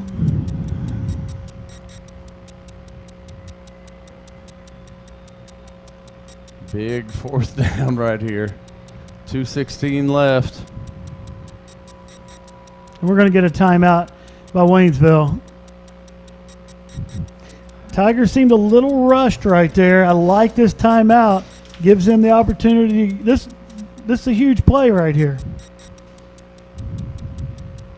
Woo! Last couple minutes it's picked up. My heart's racing up here. So the Tigers are going to come out 4th and 10. Ball sits just inside the 40-yard line. We've got to get just across the 30 to get that first down.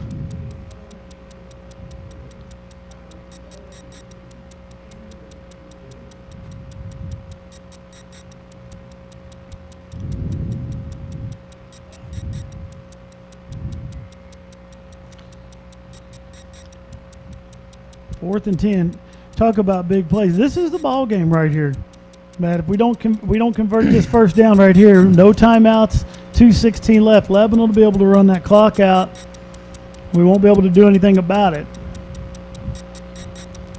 All right, the Tigers split 2 up to the top, got 2 wide to the bottom, tight end on the near side. Adams drops back to pass, and it's a he's rush. All kinds of pressure. He's still on his feet. Oh my goodness. Oh my goodness. Get the blockers out in front, and he's got a chance. David Adams. He's got the first down. Yes, he does. Unbelievable. Never say die. Unbelievable individual effort by David Adams. He is in no man's land. There's no way to get out of that. David reverses his field all the way back across and is able to pick up the first down. Wow. James Wow. Bond couldn't have got out of that. No. Wow. Holy cow. And Waynesville's going to take their last timeout. No, Lebanon took that timeout. We were already out. I'm going with the referee Well, signal. It's incorrect. Okay. So Waynesville with the ball on the 21-yard line. Exactly 2 minutes left in this game.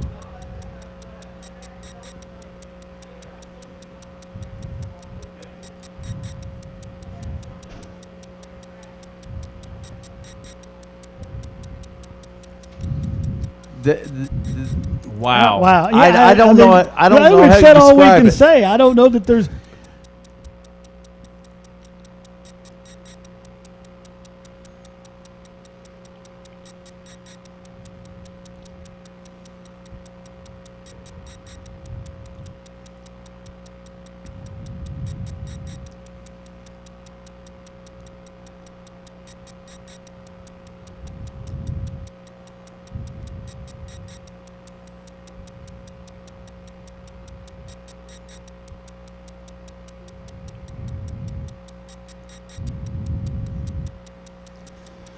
All right, so the Tigers first and 10. 2 minutes left in the game. Tigers trail by 7. Ball's just about the 20-yard line. David, nice job picking that ball up. He's going to be brought down in the backfield, but snap came at David's feet, and David was able to pick it up, keep things going. Clock's still running. 1:39. So it's going to be lost about 5.5 on the play there. Adams going to clock it there.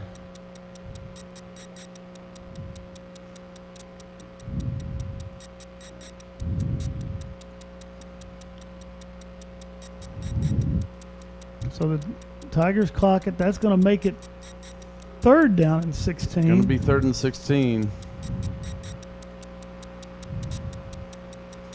No. Matt, they marked off a penalty there. I did not see the flag go down. They marked off a penalty. That's going to make it, well, what? It's to get me third down then. The ball, you don't move the ball. Going to need Gary Schultz here, but I would think that if it's a penalty, but it's still second down. If it's depending on the call, but yet again, we're not getting a signal from the referees.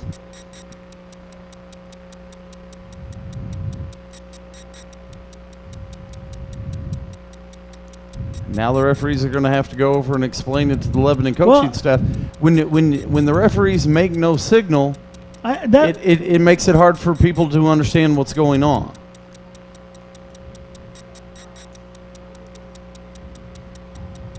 Tigers are on the line ready to go as soon as they get the go-ahead here. The Tigers are going to go 5 wide. Right, okay. And we're going to move the ball back. We didn't move the ball back far enough, though.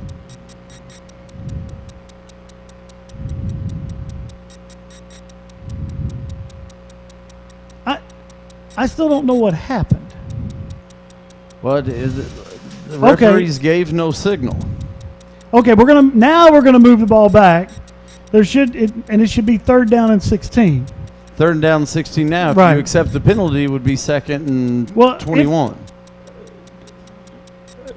If there was a penalty, I don't know what happened. If there was. There was no flag on the field.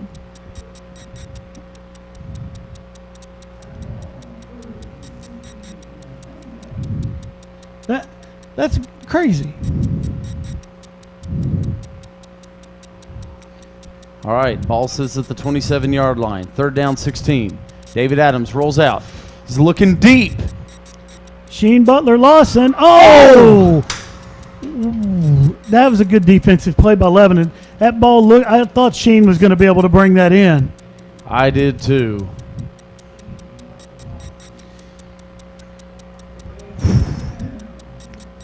Fourth down and 16.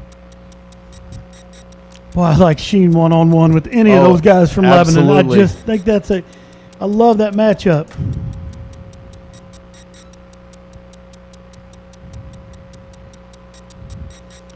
So 4th down and 16 for the Tigers.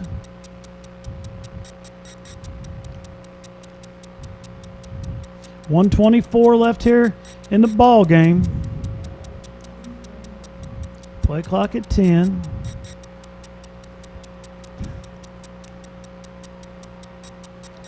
Adam back to pass. He's looking for a receiver.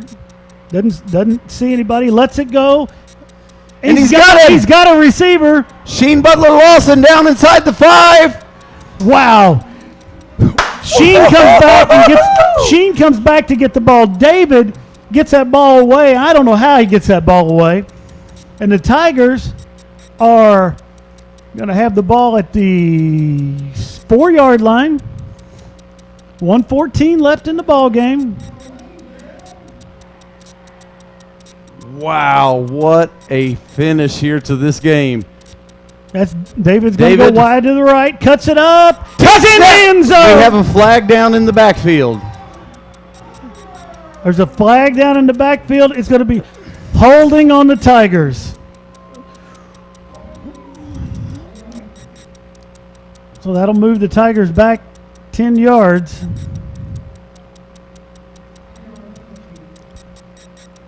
I'll move it back to the 15.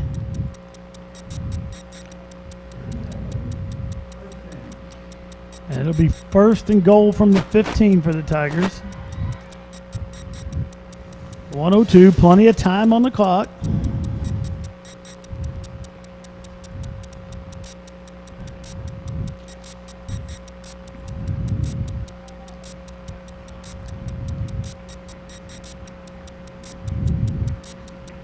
All right, David Adams comes in the quarterback slot. Sheen Butler Lawson in the backfield behind him. 2 wideouts to the top, 2 to the bottom. Turn, David give, fake the give. David gets away. He's under pressure. Oh, and he's going to be brought down at the 32-yard line. The Tigers don't have a way to stop this clock. Now they've got to move quick. We're under 30 seconds.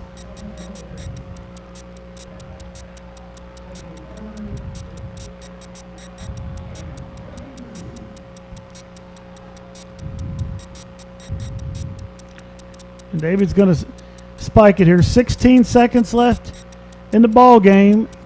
The Tigers will have a 3rd and goal from the 32.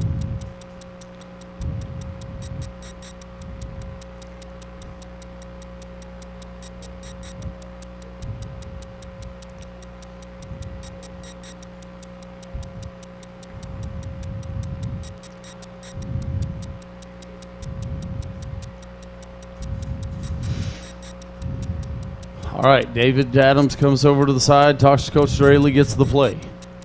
Brings it back out. Ball sits right at the 32-yard line. 3rd and 32. 16 seconds on the clock. David back. Pressure again. He lets it fly. Tigers have a receiver in the end zone. Felix McCorkle for the touchdown! McCorkle! And we've got a penalty afterwards. We've got a flag on the play. It's going to be after the touchdown. No, it's holding back here holding on the offense.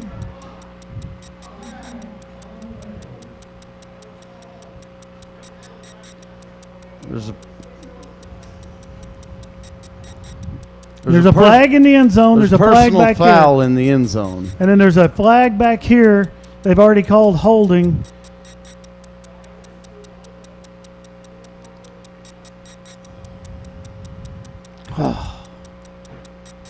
What a throw and catch there from David Adams to Felix McCorkle. 8 seconds left in the ball game. So they're going to come back to the spot of the hold. They're going to mark 10 yards off. And then they're going to mark 15 for the personal foul. For the personal foul. And that's two very tough penalties. Waynesville put the tying touchdown on the board twice, and it's been pulled back for penalties twice. David Adams got in. Now this one pulled back. So 8 seconds left in the ball game. And now it will be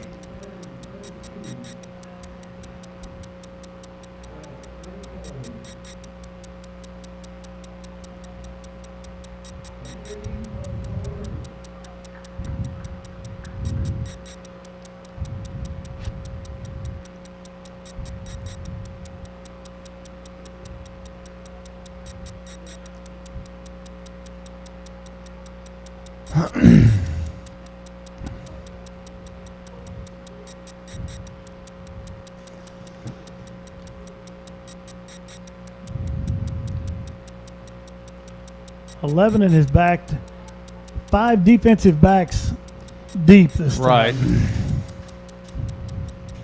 Tigers should be able to. They're going to drop 6 back into coverage. Now the middle linebacker's backing up. They're going to drop 7 rush forward, it looks like.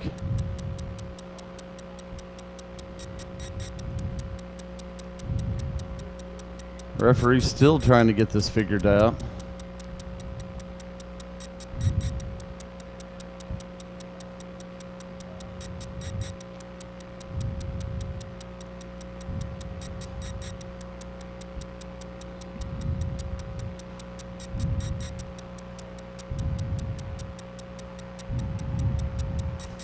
All right, David Adams, 5 receivers. Well, we got our receivers are False start. offsides there.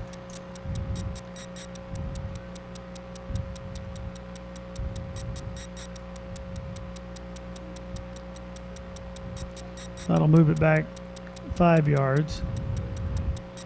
So that'll move the ball to the 37. Waynesville's going 5 wide, 3 to the bottom, spaced out, and 2 to the top. Looks like Jonathan Ray, Tajay Parrish, Sheen down low. Looks like maybe Cameron Cavalier and Felix McCorkle up to the top.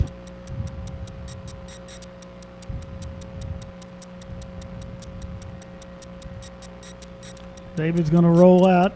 It's going to be thrown over here to Sheen. He's going to catch it. Stays on his feet. Oh, and he's going to be brought down at the 21. That is actually going to be a first. There was 1 second on the clock. The first down should stop the clock with 1 second.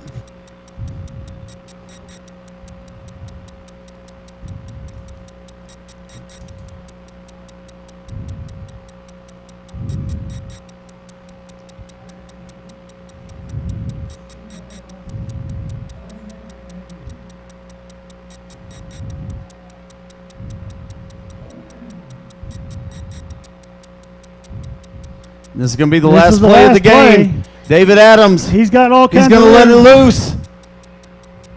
And it's going to be incomplete. It's going to be incomplete, but how that's not pass interference is beyond me. And that's going to.